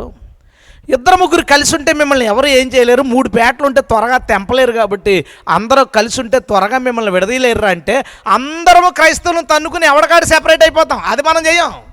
మనం దాన్ని ఏం చేస్తామంటే 3 పేటలను 3 ముళ్ళు చేసి మనం తెచ్చుకుందాం. ఏముందో నీకు దేవుని మీద విశ్వాసం అడుగుతున్నాను.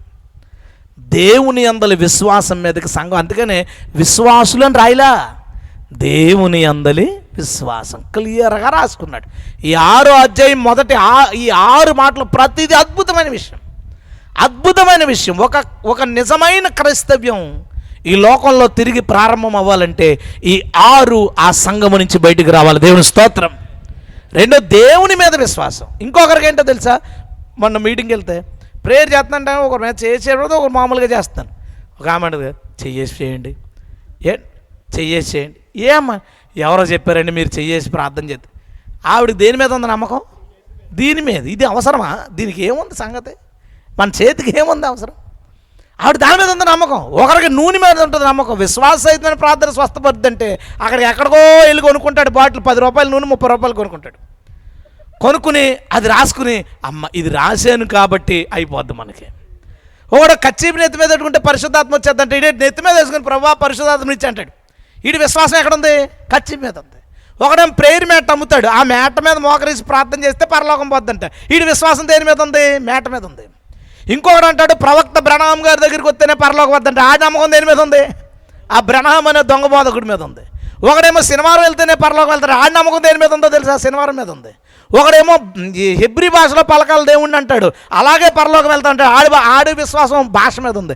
అలాగే క్రైస్తవులు అందరి విశ్వాసం పేకలు సర్దేసినట్టుగా దీని మీదకి పోయింది. ఎవని విశ్వాసం దేవుని మీద ఉంటాడో వాడు మాత్రం దేవుని వద్దకు చేరుకుంటాడు. హల్లెలూయా. నీ నమ్మకం దేని మీద ఉందో. ఒకరికి అయ్యగారు అంటే అంత విశ్వాసం. అయ్యగారు చెప్తే చాలు. ఒక అతను కూర్చోబెట్టి ఏదో ప్రాబ్లంలో ఉన్నాడు, కొన్ని తప్పిదాల్లో ఉన్నాడు, మాటలో కలిసాం, అన్ని రిఫరెన్స్లు చూపించాను. అంతా చూసిన తర్వాత ఏమన్నాడు తెలుసా? మీరు ఎంత చెప్పినా మా అయ్యగారు చెప్పిందనండి మాకు అన్నాడు. ఇంకెందుకు నేను చెప్పడం? దేవుడు ఎందుకు రాయించడం మానేయాల్సింది. దేవుడు కూడా ఇంత కాకుండా సింపుల్గా ఇన్ని పత్రికలు లేకుండా ఒకటే మీకు ఒక అయ్యగారిని పెడతాను, ఆడు ఏం చెప్తాడో చేయండి అని రాసేస్తే వదిలిపోయింది. దానికి ఇన్ని గ్రంథాలు, ఇన్ని అధ్యాయాలు, ఇన్ని వచనాలు, ఇన్ని బాధలు ఎందుకండి మనకి? దేని మీద ఉందా నమ్మకం? అయ్యగారు చెప్తే అంతే, అయ్యగారు అన్నారంటే అంతే, అయ్యగారు చెయ్యమన్నారంటే అంతే, అయ్యగారు ముట్టుకున్నారంటే ఇంకంతే. ఇది వద్దు. దేవుడే మేమందరం. ఎందుకంటే దేవుణ్ణి మీకు చూపించడానికి. దేవుని స్తోత్రం. దేవుణ్ణి వెనకాల పాడేసి నన్ను చూడండి అనడానికి కాదు, మేము పోతాం. అప్పుడు ఏం చెప్పాడు సార్? దేవుని అందలి ఎంత బాగా క్లారిటీగా రాసుకున్నాడో చూడు. దేవుని అందలి విశ్వాసం. మూడోది ఏమన్నాడు? బాప్తిస్మములు గూర్చిన బోధ. బాప్తిస్మం ఒక్కటే అని ఉంది బైబిల్లో, కానీ ఇక్కడ ఏమన్నాడు? బాప్తిస్మములను గూర్చిన బోధ. అంటే ఒక స్థాయికి వచ్చేసరికి మనకి ఏం తెలుసుకోవాలంటే బాప్తిస్మములు ఉన్నాయి అని తెలుసుకోవాలి. ఏంటా బాప్తిస్మములు అంటే? యోహాన్ అంటాడు కదా, నేను నీటి ద్వారా బాప్తిస్మం ఇచ్చుచున్నాను, నా వెనక వచ్చేవాడు పరిశుద్ధాత్మలో బాప్తిస్మం ఇచ్చును. హల్లెలూయా. ఒక క్రైస్తవుడికి ఎన్ని బాప్తిస్మాలు ఉన్నాయి ఇప్పుడు? 2. చెప్పండి. 2. మొదటిది నీటి బాప్తిస్మం, రెండోది ఏంటో తెలుసా? ఆత్మ బాప్తిస్మం, పరిశుద్ధాత్మ బాప్తిస్మం. అందుకే పౌలు అంటాడు, కొర్నేలు ఇంట్లో పరిశుద్ధాత్మ చేత నింపబడిపోయినప్పుడు ఆ రోజు ఆయన నాకు చెప్పాడు, మీరు కొద్ది దినముల్లో పరిశుద్ధాత్మలో బాప్తిస్మం పొందుదురని, అది నెరవేర్చబడుట నేను చూశానంటాడు. హల్లెలూయా. ప్రతి క్రైస్తవుడి 2 బాప్తిస్మాలు పొందాలి. ఒక్కొక్కడు అంటాడు నీటిలో మునగానే 1+1 పరిశుద్ధాత్మ వచ్చిందంటాడు. పొందుకోక్కర్లేదు, దాని గురించి ప్రయత్నించక్కర్లేదు, అడగదు. మాలాంటి పిచ్చోళ్ళు, నేను వెస్లీ గారు మాలాంటి పిచ్చోళ్ళు ఏంటంటే శనివారాలు పరిశుద్ధాత్మ గురించి కనిపెట్టుకునుట, పరిశుద్ధాత్మ చేత నింపబోయట, పరిశుద్ధాత్మను అడుగుట, ఇలాంటివి పెట్టుకుంటాం. మాకేం రాదు కదా. బాగా వచ్చినట్టు ఏంటంటే నువ్వు మునగానే నీకు అది వచ్చేసింది, పొందేసుకున్నట్టే. ఇలాగ మేధావులు చెప్తారు, మా పిచ్చోళ్ళు ఇలా చెప్తాం. నేను అడుగుతున్నాను నిన్ను, ఈ 2 బాప్తిస్మాలు నువ్వు కలిగి ఉన్నావా? దేవుని వాక్యం విని మార్పు చెంది నీటలో మునిగి బాప్తిసం పొందిన నీవు పరిశుద్ధాత్మలో బాప్తిసం పొందేవా? యేసుక్రీస్తు దగ్గర నీకోదేమొచ్చాడు ఒకరోజు, నాకు నిత్యజీవం కావాలి, ఎలా అంటే మళ్ళీ పుట్టన్నాడు. ఒకడు తల్లి గర్భంలోకి వెళ్ళి మళ్ళీ ఎలా పుట్టగలడు అని అడిగితే అంటాడు కదా, ఒకడు నీటి మూలముగాను ఆత్మ మూలంగాను జన్మించినప్పుడే నా రాజ్యంలోనికి రాగలడు. హల్లెలూయా. నువ్వు నీటి మూలంగా పుట్టావు, ఆత్మ మూలంగా పుట్టావో లేదో ప్రశ్నించుకో. మంచి సంఘంలో నువ్వు ఉన్నావు, దేవుణ్ణి ఆరాధించే సంఘంలో నువ్వు ఉన్నావు, వరములు కలిగిన సేవకుల చేత నువ్వు నడిపించబడుతున్నావు. ఆత్మలో ముంచబడ్డావా? ఆత్మ చేత నింపబడ్డావా? మేమేమనుకుంటామంటే ఈ మూలన ఒకరో ఆ మూలన ఒకరో నింపబడితే అమ్మయ్య మా సంఘంలో పరిశుద్ధాత్మ కుమ్మరింపు ఉంది, నేను అలా అనుకున్నాను. ఈసారి ఒకరోజు ఏం చేశానంటే పర్సనల్గా ఎవరన్నా కలిసినప్పుడు, రే నీకు నింపబడుతున్నావా అమ్మ, నువ్వు అలా అడిగినా అప్పుడు తెలిసింది నాకు, ఇంకా చాలా ఉందిరా బాబు మా వాళ్ళు బాప్తిసం పొందాల్సినవి. అప్పుడు దాకా ఆ 5-6 గట్టిగా అరిసో లేదా గట్టిగా స్తుతించో ఏదో భాషలు మాట్లాడో ఒకరిద్దరు ప్రవచనం చెప్తుంటేనో నా సంఘము ఆత్మలో ముంచబడింది అని అనుకుంటాం. ఇప్పుడు నీ గురించి నేను మాట్లాడుతున్నాను. నువ్వు దేవుని ఆత్మలో ముంచబడ్డావా? నీ మీద దేవుని ఆత్మ అభిషేకం జరిగిందా? బైబిల్లో వీళ్ళు అంటారు ఆత్మ పొందేసుకున్నట్టే, అది మనకు తెలియదని. దేవుడు ఆత్మ పొందుకోవడాన్ని ఏమన్నాడు తెలుసా? ఆత్మ కుమ్మరింపు. ఏమన్నాడండి? కుమ్మరింపు అనే మాట అన్నాడు గట్టిగా. మీ నెత్తి మీద ఎవరైనా బిందుడు నీళ్ళు వేసారంటే మీకు తెలుస్తుందా తెలీదా? తెలిసిందంటే మనిషివి, తెలకపోతే దున్నపోతువి. దున్నపోత మీద వర్షం పడినట్టు, ఎందుకంటే ఇంత తోలు ఉంటుంది దానికి. అలా నీటి చుక్క పడితే వెంటనే ఏంటని చూడదు, దానికి ఇంత లావు తోలు ఉన్నందుకు అర్థమవుతుంది దానికి. అందుకే దున్నపోత మీద వర్షం పడినట్టు ఏంట్రా వెనక చూడలేదు అంటాడు. సో పరిశుద్ధాత్మ పొందితే కుమ్మరింపు అన్నాడు దాన్ని. ఒక పాత్రతో నీ నెత్తి మీద ఏమైనా పోసేస్తే నీకు ఎలా తెలుస్తుందో, పరిశుద్ధాత్మ చేత నింపబడితే దానికి సంబంధించిన ఎక్స్పీరియన్స్, నీ లోపల ఏదో ఒక బలం, నీ లోపల ఏదో ఒక ఉద్యమం, తట్టుకోలేనంత పవరో, లేదా ఒక వేడో, లేదా ఒక వరమో, నీలో ఏదో ఒక కార్యాన్ని దేవుని ఆత్మ చేస్తాడు. హల్లెలూయా. అలా చేసే అనుభవం కోసం వేడుకో దేవుణ్ణి. అడుగు, నువ్వు స్థలం కావాలి ప్రభువా, పొలం కావాలి ప్రభువా, రెండు వదిలేసిపోతావు. నువ్వు పట్టుకెళ్ళేది అభిషేకం, ముందు అది అడుగు, తర్వాత మిగతా అన్ని నువ్వు తీసుకుంది. కానీ దేవుడు ఏమన్నాడంటే, నీకేం కావాలో నాకు తెలుసురావు, నా రాజ్యాన్ని ఎతకరా. ఆయన రాజ్యం ఎందులో ఉందో తెలుసా? వాక్యములోను ఆత్మలోను బాప్తిసం పొందుట్లో ఉంది. హల్లెలూయా. దేవుడు ఏమన్నాడంటే, ముందు నా నీతిని, నా రాజ్యాన్ని వెతుకో. నేను ఎలాంటి ఉన్నో దాన్ని తెలుసుకో. వాక్యం ద్వారా, నీటి ద్వారా మారుమనసు బాప్తిసం పొందు, ఆత్మ ద్వారా బాప్తిసం పొందు, అప్పుడు అవన్నీ నీ వెనకాల వచ్చును. దేవుడు ఏమనుకుంటున్నాడంటే, ఒకదానికి తాడు కడతాడు దేవుడు. ఓ సైకిల్, దానికి ఒక తాడు కడతాడు, బండి, దాని వెనకాల ఒక కారు, దాని వెనకాల ఒక ఇల్లు, దాని వెనకాల ఒక సైటు, దాని వెనకాల ఒక ఏదో, అలా తాడు కడతాడు దేవుడు. నువ్వు సైకిల్ వచ్చిన తర్వాత ఇదేంటి, నువ్వు లాక్కునే కొద్దీ నీ వెనకాల వస్తూనే ఉంటాయి. ఎప్పుడూ నీవు ఆయన రాజ్యాన్ని వెతికి పొందుకున్నప్పుడు, దేవుని స్తోత్రం. ఆయన రాజ్యం ఎందులో ఉంది? నీటి మూలంగా, ఆత్మ మూలంగా జన్మించడంలో ఆయన రాజ్యం ఉంది. నువ్వు ఆత్మచేత నింపబడకుండా వీటన్నిటిని అడిగి ఇవ్వలేదని బాప్తిస్మా ఉపవాసాలుండి చిక్కిపోయి బాధపడిపోయి అవిశ్వాసంలో ఎందుకు? నేను సింపుల్ ట్రిక్ చెప్తున్నాను. నీవు దేవుని రాజ్యంలో ప్రవేశించు, నీకు కావలసినన్ని నీ వెనకాల తరుముకుంటూ వస్తాయి. హల్లెలూయా. నువ్వు చాలన్నా ఆగవు, ఎక్కువైపోయినాయి అన్నా ఆగవు. నువ్వు పడుకున్నా అన్నాడు కదా, తన ప్రియులు నిద్రించుచుండగా. నువ్వేం కష్టపడక్కర్లా. కొన్ని విషయాల్లో నువ్వు పడుకున్నా పొద్దున సరిపోద్ది. నిజమే. ఇప్పుడు జైల్లో యోసేపు ఉన్నాడండి. జైల్లో యోసేపు పడుకున్నాడు. అక్కడ ఫరోకు దర్శనం వచ్చింది. తన ప్రియుడు నిద్రించుచుండగా ప్రభు ఏం చేశాడో తెలుసా? ప్రధాని పదవి ఇచ్చాడు. స్తోత్రం చెప్దామా? దానియేలు ఇంట్లో పడుకున్నాడు. నెబుకద్నెజరు కోటలో నిద్రపట్ల దర్శనం వచ్చింది. ఆ దర్శన భావం వల్ల దానియేలు ఉన్నతమైన ఉద్యోగం వచ్చేసింది. దేవుని స్తోత్రం.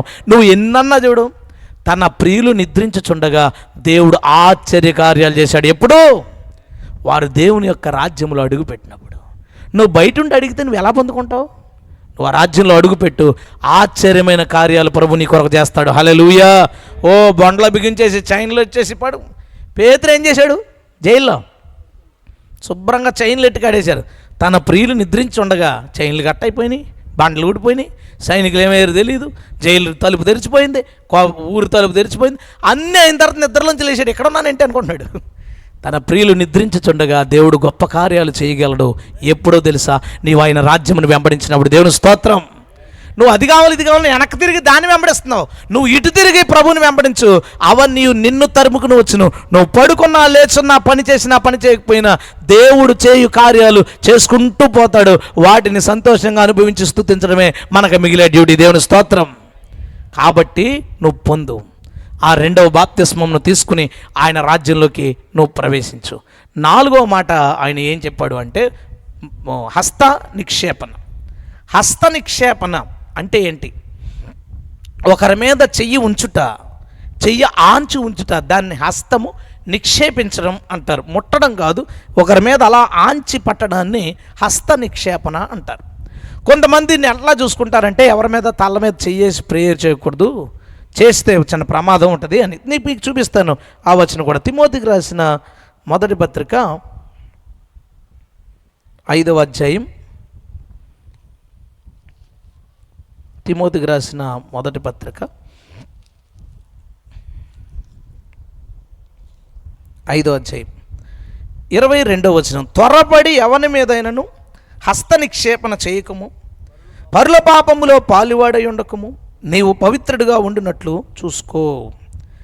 దీన్ని చెయ్యేసి ప్రార్థన చేయడం గురించి అని కొందరు అనుకుంటారు. అనుకుని చెయ్యకుండా ప్రార్థన చేస్తుంటారు. చేస్తే ఏమవుతుంది ఏమండి, అక్కడ కంటిన్యూ ఏమని రాశాడు, పరుల పాపములో పాలువాడు. ఇదేమన్నా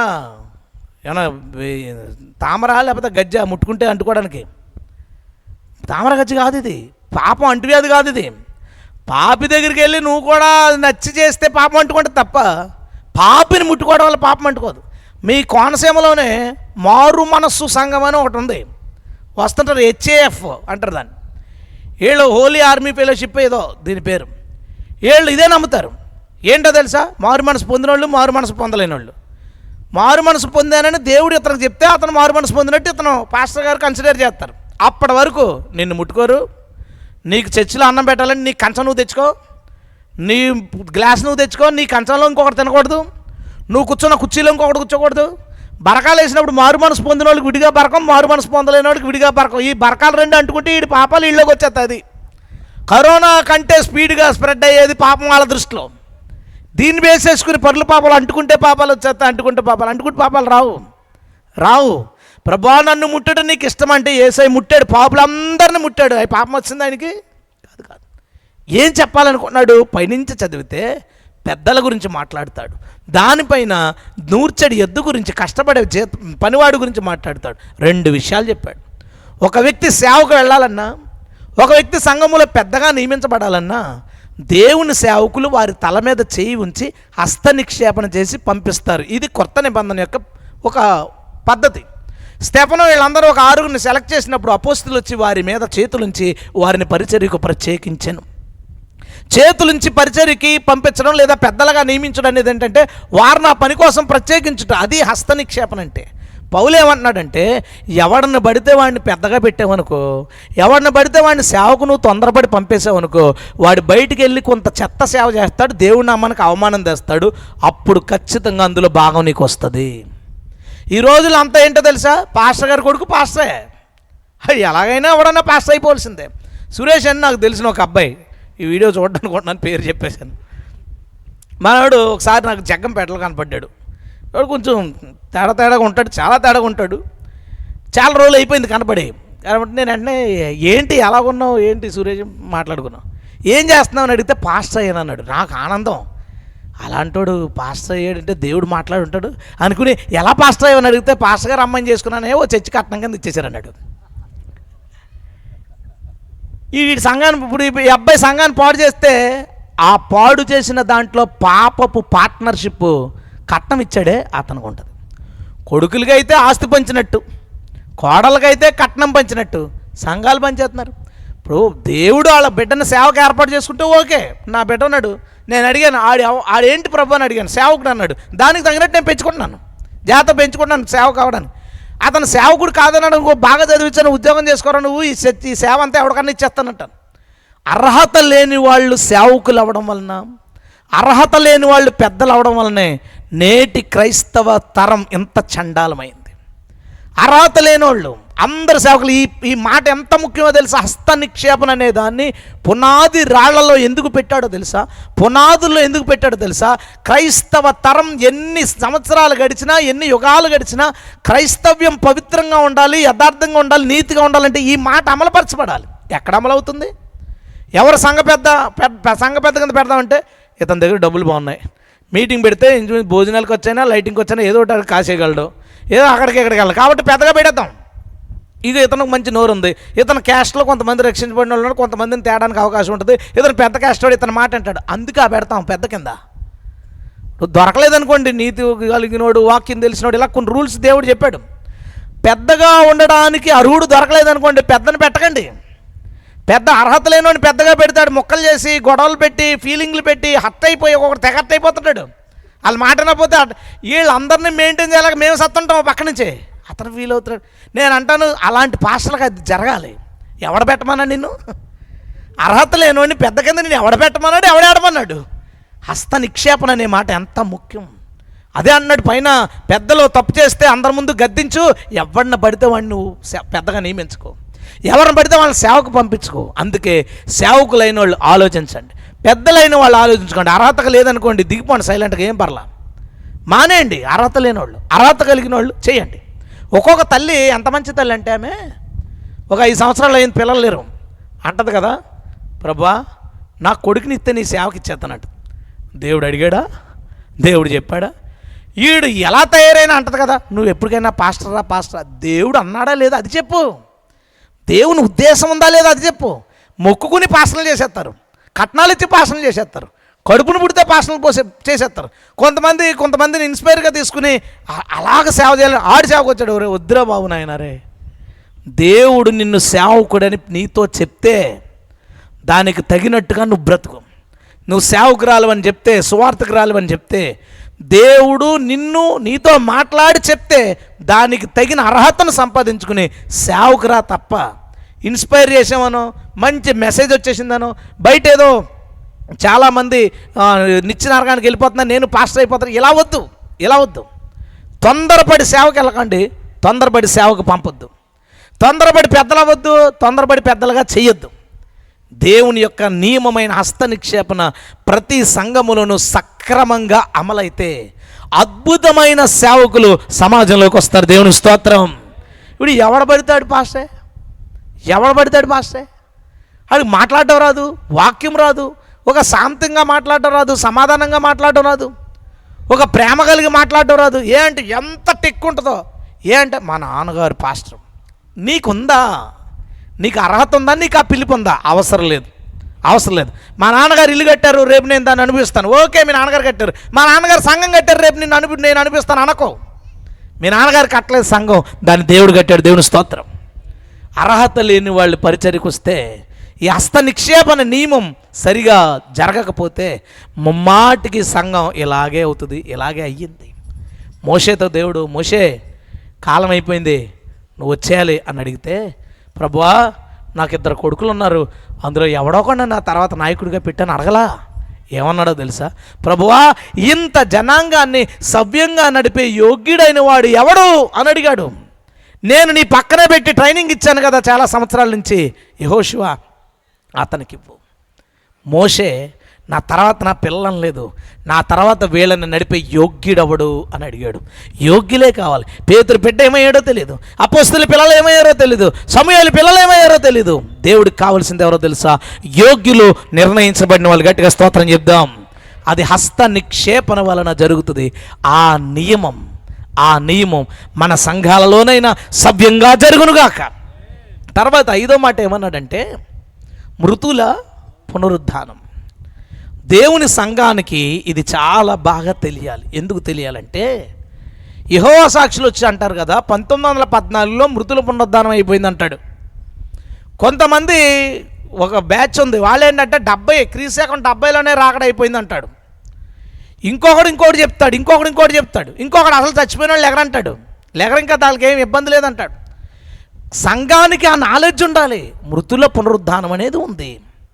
సంఘానికి ఏ నాలెడ్జ్ ఉండాలి? అది ఎప్పుడు జరగడానికి అవకాశం ఉంది? ఆ నాలెడ్జ్ కూడా ఉండాలి. ఎందుకంటే ఇప్పుడు బాగా టాపర్స్ కొంతమంది ఏం చెప్తారంటే, ఇప్పుడు సంఘం కనుక వెళ్ళాలి, దేవుడు రావాలి అంటే ఎంతో టైం ఉంది, అక్కడ అది జరగాలి, యెరూషలేములో ఇది జరగాలి, ఇక్కడ ఇది జరగాలి, ఇవన్నీ జరిగితే కానీ ఈ శ్రమలు రావాలి, శ్రమల మధ్యలో కొంతకాలం మనం శ్రమలు అనుభవించాలి, అప్పుడు వెళ్తామంటే నీలాటోడు నాలాటోడు ఏమనుకుంటాడు? ఈ సుట్టమాలనే పోతాను, అప్పుడు మాందంలే అనుకుంటాడు. ఇది అర్జెంట్ లేదు మారు మనసు. ఇప్పుడు ఇంకా రాడు. ప్రకటన గ్రంథంలో ప్రభు ఏం చెప్తాడు? ఇదిగో నేను లేటుగా వస్తానన్నాడా? ఇదిగో నేను త్వరగా వచ్చుచున్నాను. హల్లెలూయా. త్వరగా వస్తున్నాడు ఆయన. త్వరగా వస్తున్నాడు కాబట్టి చక్క పెట్టుకోండి రండి. 2000 సంవత్సరాల క్రితం అదే కంగారు మాట చెప్పాడు, వచ్చేస్తున్నాను. ఇప్పుడు ఏంటంటే ఇంకా రాడు. ఆ కాలంలో సంఘం అపోస్తలులు అందరూని, మీకు ఒక విషయం చెప్పాలి, మనందరం నిద్రించంగానే ఒక్క రెప్పపాటులో పౌలు ఏమన్నాడంటే, బహుశా మనం ఉన్నప్పుడు వచ్చేసేమో అన్నట్టుగా చెప్పాడు. ఇప్పుడు వాళ్ళేమో వాక్యం తెలియదు. పౌలు బీటీహెచ్చా లేదు, ఎండిఏ లేదు, డిటిహెచ్ఏ లేదు, ఏమి లేవు. పౌలుకి డిగ్రీ లేకాలని చెప్పాడు. ఇప్పుడు డిగ్రీలు ఉన్నాయి కాబట్టి ఏం చెప్తా తెలుసా? ఇంకా రాడు. ఆత్మ కలిగినోడు ఇదిగో వస్తున్నాడు అని చెప్తున్నాడు. డిగ్రీలు కలిగినోడు ఇంకా రాడు అని చెప్తున్నాడు. దానికి అవన్నీ జరగాలి, ఇవన్నీ జరగాలని చెప్తున్నాడు. గుర్తుపెట్టుకో, ఓ మాట గుర్తుపెట్టుకో. నిద్రించిన వారు ప్రభు కేక విని లెగిసిన క్షణమే రెప్పపాటులో మనం అందరం కూడా మన శరీరాలను మార్చుకుని వారితో కలిసి ఏకంగా ప్రభువుని మనం ఎదుర్కొంటాం. హల్లెలూయా. ఇది కొరింథీ పత్రిక మొదటి కొరింథీ పత్రిక 15వ అధ్యాయంలోను, తెస్సలోనిక మొదటి పత్రిక 4వ అధ్యాయంలోనూ ఉంటుంది. ఇంటికి వెళ్ళి చదవండి.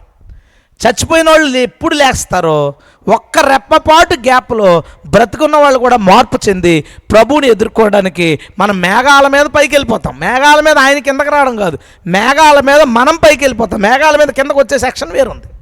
మనం వెళ్ళిపోతాం కాగా అప్పుడు అక్కడ సదాకాలం మనం ప్రభుతో ఉంటాము అని బైబిల్ చెప్తుంది. కాబట్టి చచ్చిపోయినవాడు ఒకసారి లేచి వెళ్ళి, బతుకున్నవాడు ఇంకోసారి వెళ్ళరు. ఇద్దరు కలిసి ఒకేసారి పరలోకం వెళ్తాం. కాబట్టి స్తోత్రం చెప్దామా? ఇదొక విషయం. రెండోది, ఎప్పుడు జరగచ్చు? ఒకడొచ్చి అంటాడు కదా, ఇంకా లేదు. యేసయ్య ఏమన్నాడంటే, నిండు గర్భిణితో ఇంకా ఏమీ లేదు, ఇబ్బంది లేదు అంటుండగా అకస్మాత్తుగా డెలివరీ వచ్చినట్టుగా నేను వస్తానని ఆయన చెప్తున్నాడు. వీళ్ళందరూ ఏం చెప్తున్నారో తెలుసా? ఇంకా రాడు. యేసయ్య ఏమన్నాడో తెలుసా? ఇంకా రాడని ఎవడన్నా చెప్తుంటే నేను వెంటనే వస్తానన్నాడు. దేవుని స్తోత్రం. జాగ్రత్త. రాకడ విషయంలో ఆయన అదృశ్యంగా దొంగ వలె రావడం వేరుంది, అందరూ ఎదుట ప్రతి నేత్రము ఆయన చూచును, అది వేరుంది. దొంగ వలె ఎప్పుడు వస్తాడు? ఒక మాట చాలా సింపుల్గా మీకు చూపిస్తాను. లూకాసు వార్త. ఈ వెస్లీ గారు ఎలాంటి వాళ్ళు అనుకుంటున్నారు? నేను ఇవన్నీ పెట్టుకున్నాను కదా ప్రసంగం, ఇప్పుడు ఈయన ఏం చేస్తారంటే నా ప్రసంగం అంతా ఆయన చెప్పేశారు షార్ట్ కట్లో. ఏంటి సంఘానికి ఏం కావాలి, తర్వాత రాకడ గురించి నేను అనుకుంటున్నాను. ఉండాల్సిన వాళ్ళు బాబు నువ్వు. లూకాసు వార్త 17వ అధ్యాయం 22వ వచనం. మరియు ఆయన తన శిష్యులతో ఇట్లా, నేను మనుష్య కుమారుని దినాల్లో ఒక దినము చూడాలని, రాకడ చూడాలని మీరు అనుకుంటున్నారు, మీరు ఆ దినము చూడరు, అంటే మీ కాలంలో రాను చెప్పేశాడు. ఇదిగో ఇక్కడ అక్కడ అని అంటారు, వెళ్ళొద్దు.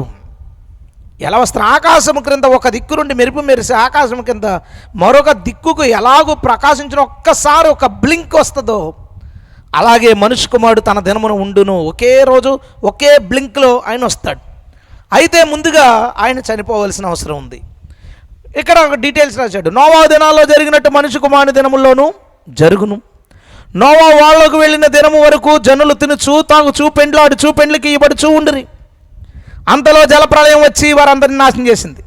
లోతు దినాల్లో జరిగినట్టు జరుగును. జనులు తినుచు తాగుచు కొనుచు అమ్ముచు నారు నాటుచు ఇండ్లు కట్టుచు ఉండిరి.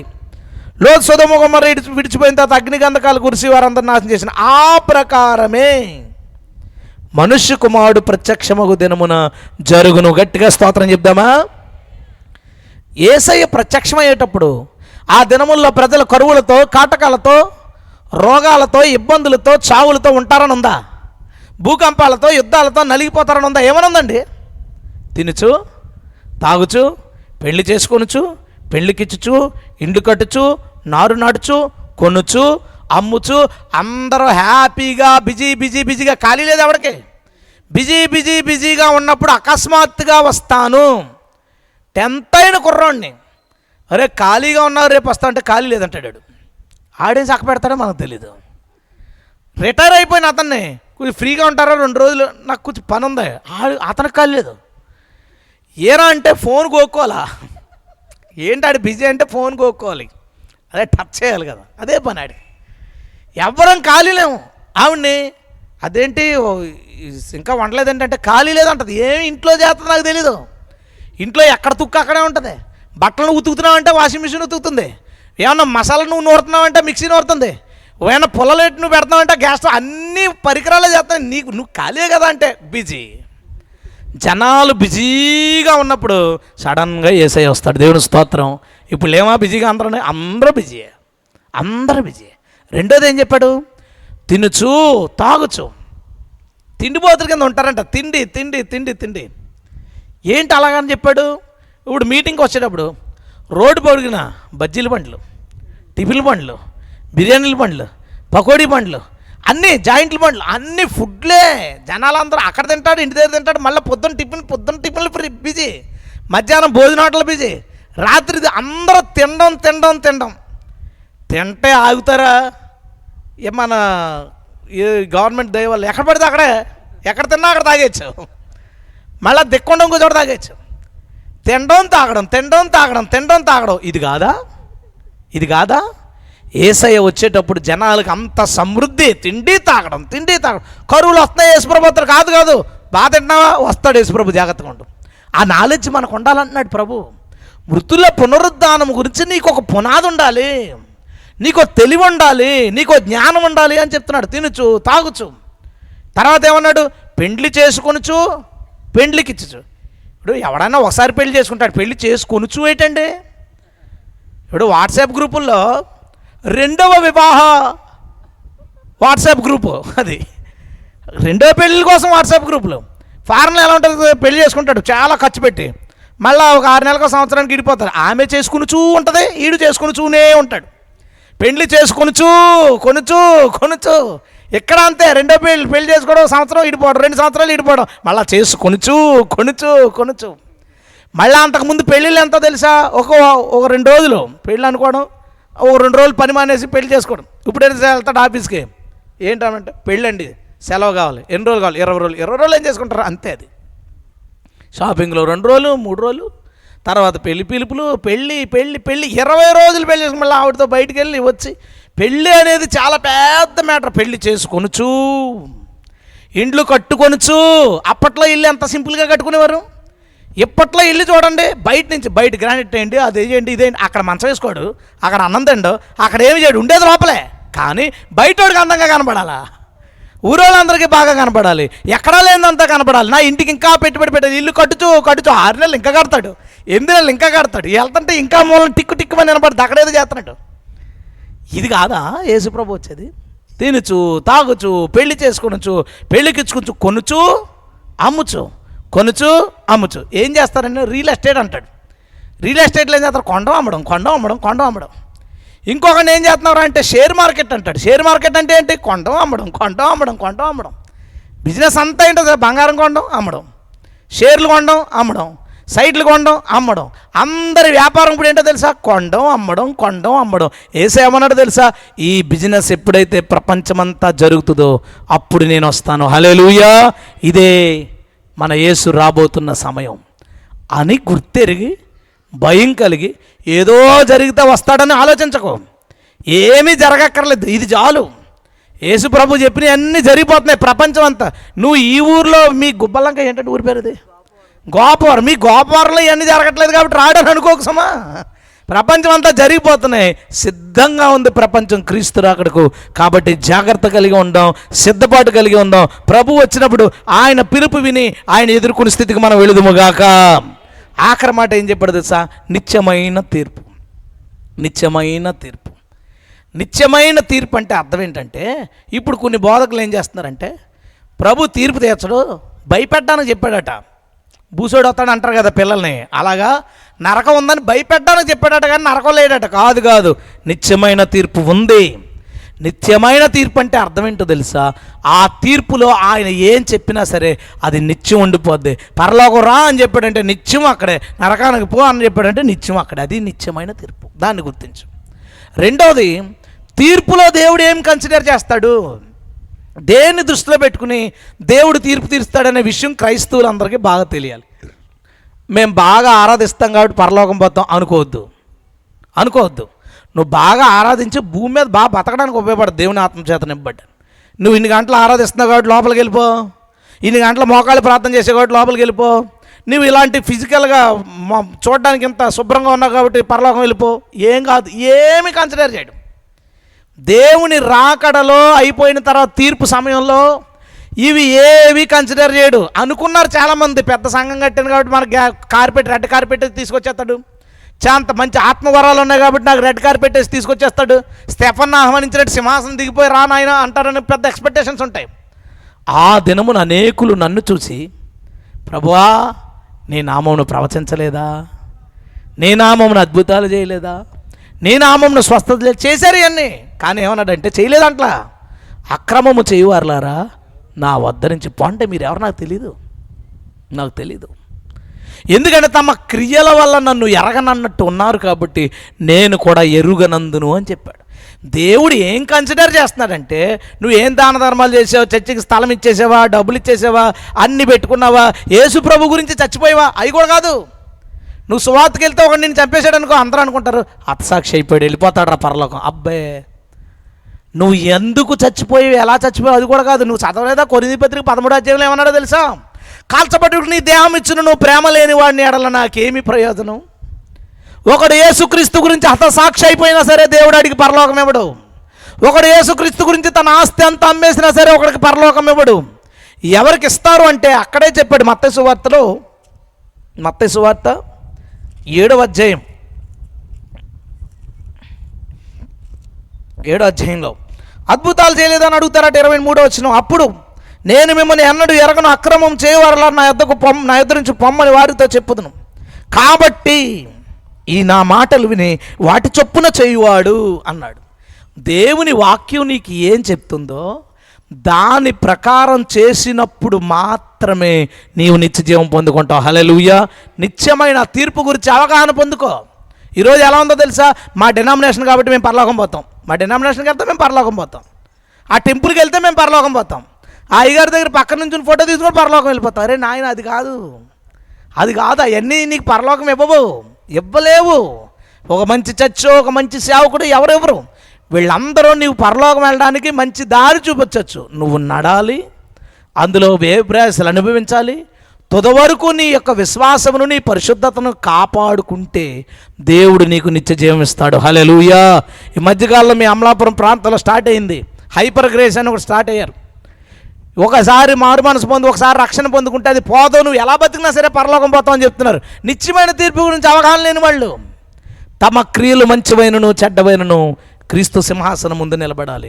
నీ క్రియలను బట్టే తీర్పు తీర్చబడుతున్న విషయాన్ని గ్రహించి నువ్వు ఏం చేస్తున్నా ఇది నాకేమన్నా ఎఫెక్ట్ అవుతుందా, రేపు దీనివల్ల నాకేమన్నా ప్రమాదం కలుగుతుందా? గుర్తుపెట్టుకోండి, గవర్నమెంట్ జాబ్కి ట్రై చేసేవాళ్ళు ఏదైనా చిన్న గొడవ జరిగిందనుకోండి, పోలీసులు లోపలికి తీసుకెళ్తున్నప్పుడు అంటారు, సార్ ఎఫ్ఐఆర్ నమోదు చేయొద్దండి, గవర్నమెంట్ జాబ్కి ట్రై చేస్తున్నాను, అది ఆ మచ్చబడిందంటే నాకు ఉద్యోగం రాదు అని బతిమాలుతాడు. ఎంత డబ్బు అని ఇస్తాడు ఆ మచ్చ రాకుండా చూడడానికి. నేను అంటున్నాను, నేను ఇది చేస్తే నాకు బ్లాక్ స్పాట్ పడుతుంది, తీర్పులో అది బయటకు వచ్చేస్తుంది, నేను ఈ పని చేస్తే దీన్ని తీర్పులోకి తీసుకొచ్చేస్తాడు. ఎంత మాట అన్నాడండి ప్రభు. నీవు పలికిన ప్రతి మాటకు విమర్శ దినమన లెక్క చెప్పాలి. నువ్వు నోటి మాటతో అనవసరం పడితే ఒక బ్లాక్ స్పాట్ వచ్చేస్తుంది, ఒక నల్ల మచ్చ నీ మీద పడుతుంది. అవన్నీ గుర్తెరిగి భయముతో మన రక్షణను కొనసాగిస్తే ఈ 6 మీద ఎవడైతే ఉంటాడో అతి త్వరలో వారు క్రీస్తువులే అయిపోవడానికి అవకాశం ఉంది. స్తోత్రం చెప్దామా? మనమందరం యేసుని ఎందుకు నమ్ముకున్నావో తెలుసా? ఆయన వలే మార్పు చెందుటకు. పరిశుద్ధాత్ముడు మనకు ఎందుకు వచ్చాడో తెలుసా? ఈ లోకంలోకి రిఫరెన్స్ చూపించి నేను ముగిస్తాను. కొరింథీయులకు రాసిన 2వ పత్రిక 3వ అధ్యాయం 17వ వచనం నుంచి నేను చదువుతాను చూడండి. ప్రభు యొక్క ఆత్మ ఎక్కడ ఉండునో స్వాతంత్రం అక్కడ ఉంటుంది. మనందరము ముసుగులేని ముఖముతో ప్రభు యొక్క మహిమను అద్దం వలె, చూడండి ఈ దేవుడు ఎలా ఉంటాడో అలాగ అద్దంలో కనపడడానికి, ప్రభు నిలబడితే అద్దం మన ముఖం ఎలా కనపడుతుందో అలాగా ప్రభులాగా మనం కనపడాలట. అద్దంలో ప్రభువుని చూసుకున్నట్టుగా ప్రభు యొక్క మహిమను అద్దం వలె ప్రతిఫలింపజేయచ్చు, మహిమ నుండి అధిక మహిమ పొందుచు ప్రభువగు ఆత్మ చేత ఆ పోలికగానే మార్చబడుచున్నాము. పరిశుద్ధాత్మని దేవుడి లోకానికి ఎందుకు పంపాడో తెలుసా? ఆ ఆత్మ ప్రభు యొక్క పోలికలోనికి మనల్ని మార్చడానికి. ఎవరి జీవితాల్లో పరిశుద్ధాత్మ సక్సెస్ అవుతాడో వారిలో ఆ ఫలం కనబడుతుంది. ప్రేమ, సంతోషం, సమాధానం, దీర్ఘశాంతం, దయాళుత్వం, మంచితనం, విశ్వాసం, సాత్వికం, ఆశానిగ్రహం, ఇవన్నీ ఆ హోలీ స్పిరిట్ సక్సెస్ అయినప్పుడు నీలో పరిశుద్ధాత్మ ఫలించినప్పుడు యేసుక్రీస్తు యొక్క రూపంలోకి నువ్వు మార్చబడతావు. మార్చబడుటయే మా అందరి లక్ష్యం, మీ అందరి లక్ష్యం. దేవుడు ఆ కృపని మనకు దయచేసి ఈ 6 అంశాల పునాది మీద మనలందరినీ నిలిపి ఆయన పోలికలోనికి మార్చునుగాక. లేచి నిలబడతారా? ప్రార్థన చేసుకుందాం. హల్లెలూయా, హల్లెలూయా, హల్లెలూయా, హల్లెలూయా, హల్లెలూయా. తండ్రి స్తోత్రం, తండ్రి స్తోత్రం, తండ్రి స్తోత్రం. నీ సేవకుడు ప్రయాసపడుతున్నాడు నాయన. దేవ, తగిన ఫలము తనకు దయచేయండి.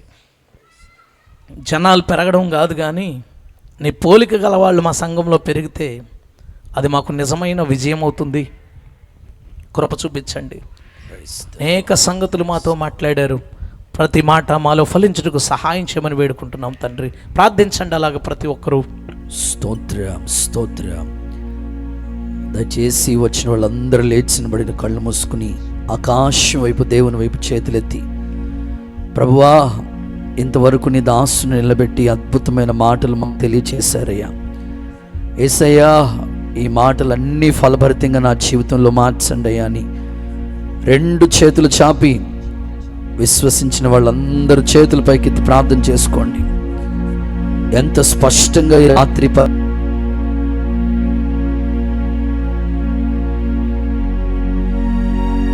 ప్రతి మాట మన జీవితాన్ని ప్రభావితం చేయబోతుంది. ప్రతి విషయాన్ని దేవుడు స్పష్టంగా మనతో పంచుకుంటూ వచ్చారు. కాబట్టి కాలాన్ని బట్టి చూస్తే మీరు బోధకులై ఉండాలి. ఇంకా మూల పాఠాలు మీకు నేర్పించాల్సి వస్తుంది. ఎంత స్పష్టంగా దేవుడు మాట్లాడాడు సహోదరుడా, సహోదరి. జ్ఞానేంద్రియాలు, నీ అవయవాలు ఎదిగినట్లయితే మంచి చెడ్డల్ని వివేచిస్తావు. చాలా విలువైన మాటలు దైవజనుడి నోట మనకి ఈరోజు దేవుడు పలికిస్తూ వచ్చాడు. నీ కన్ను ఏం చూస్తుంది? తీర్మానంతో ప్రార్థన చేసుకోవాలి. నీ చెవులు ఏమింటున్నాయి? నీ నోరు ఏం మాట్లాడుతుంది? నీ చర్మం దేన్ని తాకుతుంది? నీ ముక్కు ఎంతో స్పష్టంగా పరిశుద్ధాత్ముడు నీతో మాట్లాడుతూ వచ్చాడు. నిర్జీవ క్రియలు విడిచిపెట్టేసేయి. ప్రార్థన చేసుకుందామా, అడుగుదామా దేవుణ్ణి. ఇంకా నా క్రియల్లో మార్పు రావట్లేదయ్యా, ఇంకా నా క్రియలు మారాలి. అలాగునే దేవుని అందరి విశ్వాసం లోక సంబంధమైన ఎన్నో వాటి మీద కాదని విశ్వాసం దేవుని మీదే. 3వది బాప్తిస్మాను గుర్చిన బోధ, హస్త నిక్షేపణ, ఒక సంఘ పెద్ద, ఒక సంఘ కాపరి అర్హత, మృతుల పునరుద్ధానం, నిత్యమైన తీర్పు గురించి దేవుడు మనతో మాట్లాడిన ఈ మాటలన్నిటిని బట్టి 2 చేతులు చాపి యేసయ్యకు బిగ్గరగా స్తోత్రం చెల్లిద్దామా?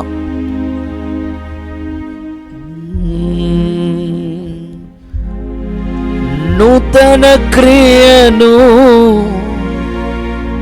చేయుచున్నానని నీవు సెలవీయగా, నా ఎడారి జీవితమే సుఖ సౌఖ్యము కాదా?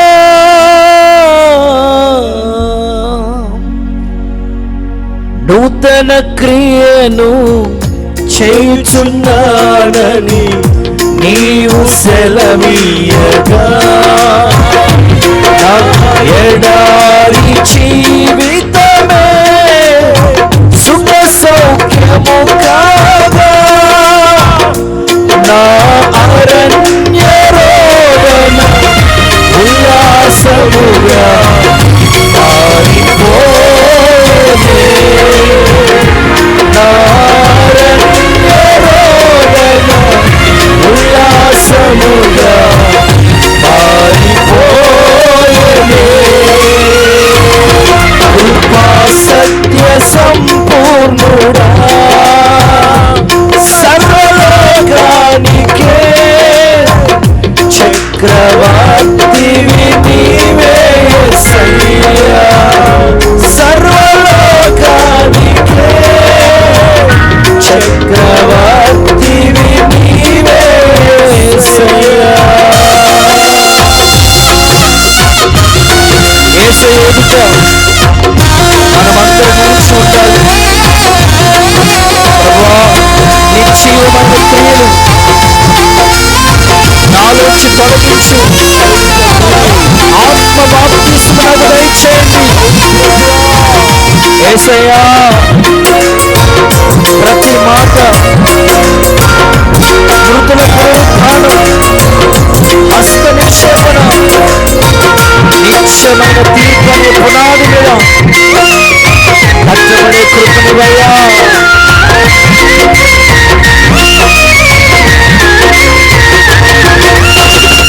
నైవేద్యములు, దహన బలులు నీవు కోరవు. ప్రాణాత్మ శరీరము బలి అర్పణ కాగా నైవేద్యములు దహన బలులు నీవు కోరవుగా ప్రాణాత్మ శరీరము బలి అర్పణ కాగా సింహ బలులు స్తోత్ర బలులుగా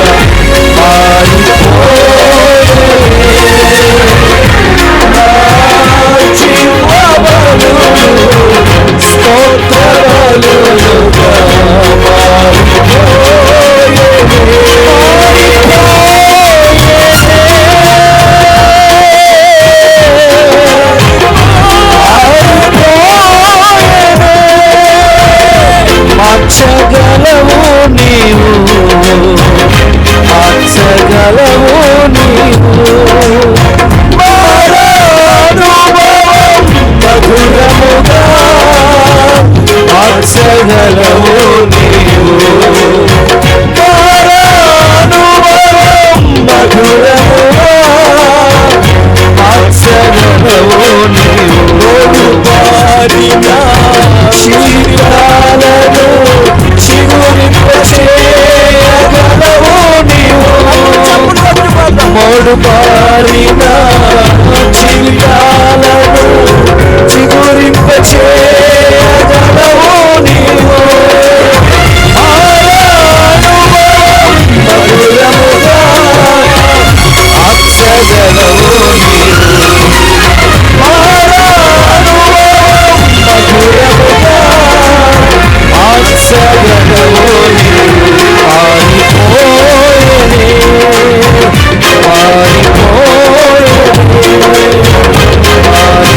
అభిషేకించబడిన వాక్కు పరిశుద్ధాత్ముడు హృదయాంతరంలో పరివర్తన జీవమైన క్రియలు జీవమైన క్రియలు పాతిపెట్టు యేసయ్యా యేసయ్యా అంతరంగంలో స్థిరమైన మానవశివయ్యా సంపూర్ణుడై సాగిపోయే నాయనా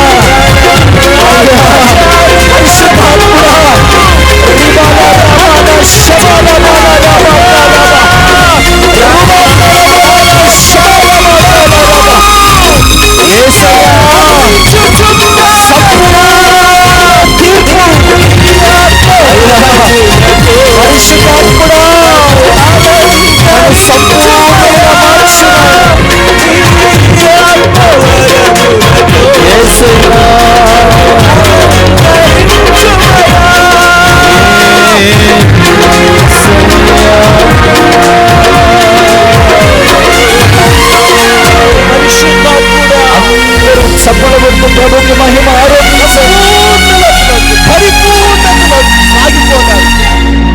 ఈ 2 రోజు సభలు ఆశీర్వాదకరంగా జరిగించిన దేవునికి చేతులెత్తి స్తోత్రం చెల్లిద్దాం. ప్రకటించిన వాక్యాలు నూరంతలుగా ఫలించినట్లుగా స్తోత్రం చెల్లిద్దాం. ప్రయాసపడి వాక్యాన్ని బోధించిన దైవజనులు వారి సేవను బట్టి స్తోత్రం చెల్లిద్దాం. పరిచర్య చేసి అన్ని విధాలుగా సహకారులుగా నిలిచిన కుటుంబాలకి ఆశీర్వాదం కలుగునట్లు స్తోత్రం చెల్లిద్దాం. సంఘము రాకడికి సిద్ధపరిచినట్లుగా త్రియేక దేవునికి చేతులెత్తి స్తోత్రం చెల్లిద్దాం. తల్ల వంచండి, ప్రార్థన చేసుకుని ఆశీర్వాదం ఈ కొడికను ముగించుకోబోతున్నాం. తల్ల వంచండి, కళ్ళు మూసుకోండి. విన్న మాటలు తలపోసుకుంటూ ప్రార్థన చేసుకుందాం. అక్క ప్రార్థిస్తారు, అందరూ ప్రార్థనలోకి విధం అన్న ఆశీర్వాదం ఇస్తారు. ప్రార్థన. పరిశుద్ధ నామానికి వందనాలు, కృతజ్ఞతలు, స్తోత్రాలు. ఈ 2వ రోజు కూడికలో ఇంతవరకు మీ దాసుని నిలబెట్టుకుని వాక్యం ద్వారా మాట్లాడిన ప్రతి మాటను బట్టి మీకు మా కృతజ్ఞత వందనాలు చెల్లిస్తున్నాము స్వామి. అయ్యా మీకు వందనాలు ప్రభువా. క్రీస్తు వలె సంపూర్ణుల మగును సమాన సంపూర్ణత కలిగిన వారిగా నీ ఎదుట నిలబడడానికి కావలసిన కృప యేసు నామంలో దయచేయమని ప్రార్థిస్తూ ఉన్నాం. తండ్రి మీకు స్తోత్రాలు. మాకు అప్పగించబడిన బిడ్డలు సంపూర్ణులుగా మార్చబడ్డానికి కృప దయచేయండి. ఇంకా ఎవరైతే నిర్జీవ క్రియలను విడకుండా అయ్యా విడిచిపెట్టకుండా మార్పు లేకుండా ఉన్నారో వారిని రాత్రి మీరు దర్శించినందుకు స్తోత్రం అయ్యా. యేసు నామంలో ఈ జీవం లేని క్రియలన్నిటిని విడిచిపెట్టే మనస్సు వారికి రాత్రి దయచే. యేసు నామములో మనస్సు మారునుగాక అయ్యా. మీరు సహాయం చేయండి తండ్రి. మీకు స్తోత్రము నాయన. పరిశుద్ధాత్ముడా దర్శించండి నాయన. అలాగునే బాప్తిస్మాల విషయంలో నీ బిడ్డలకు మీ కృపను అనుగ్రహించండి దేవా. యేసయ్యా మీకు స్తోత్రం చెల్లిస్తున్నాం. విశ్వాసము ఆచారాల మీద, మూఢనమ్మకాల మీద, సంప్రదాయాల మీద విశ్వాసం కలుగుతుంది కానీ శక్తి కలిగిన మీ నామం మీద విశ్వాసం లేని బిడ్డలని రాత్రి దర్శించమని ప్రార్థిస్తూ ఉన్నాం దేవా. నీకు వందనాలు ప్రభువా. అలాగునే నా తండ్రి మృతుల పునరుద్ధానముకు వచ్చిన జ్ఞానం లేని వారిని దర్శించండి ప్రభు అయ్యా. మాట్లాడినందుకు నీకు వందనాలు చెల్లిస్తున్నాము దేవా.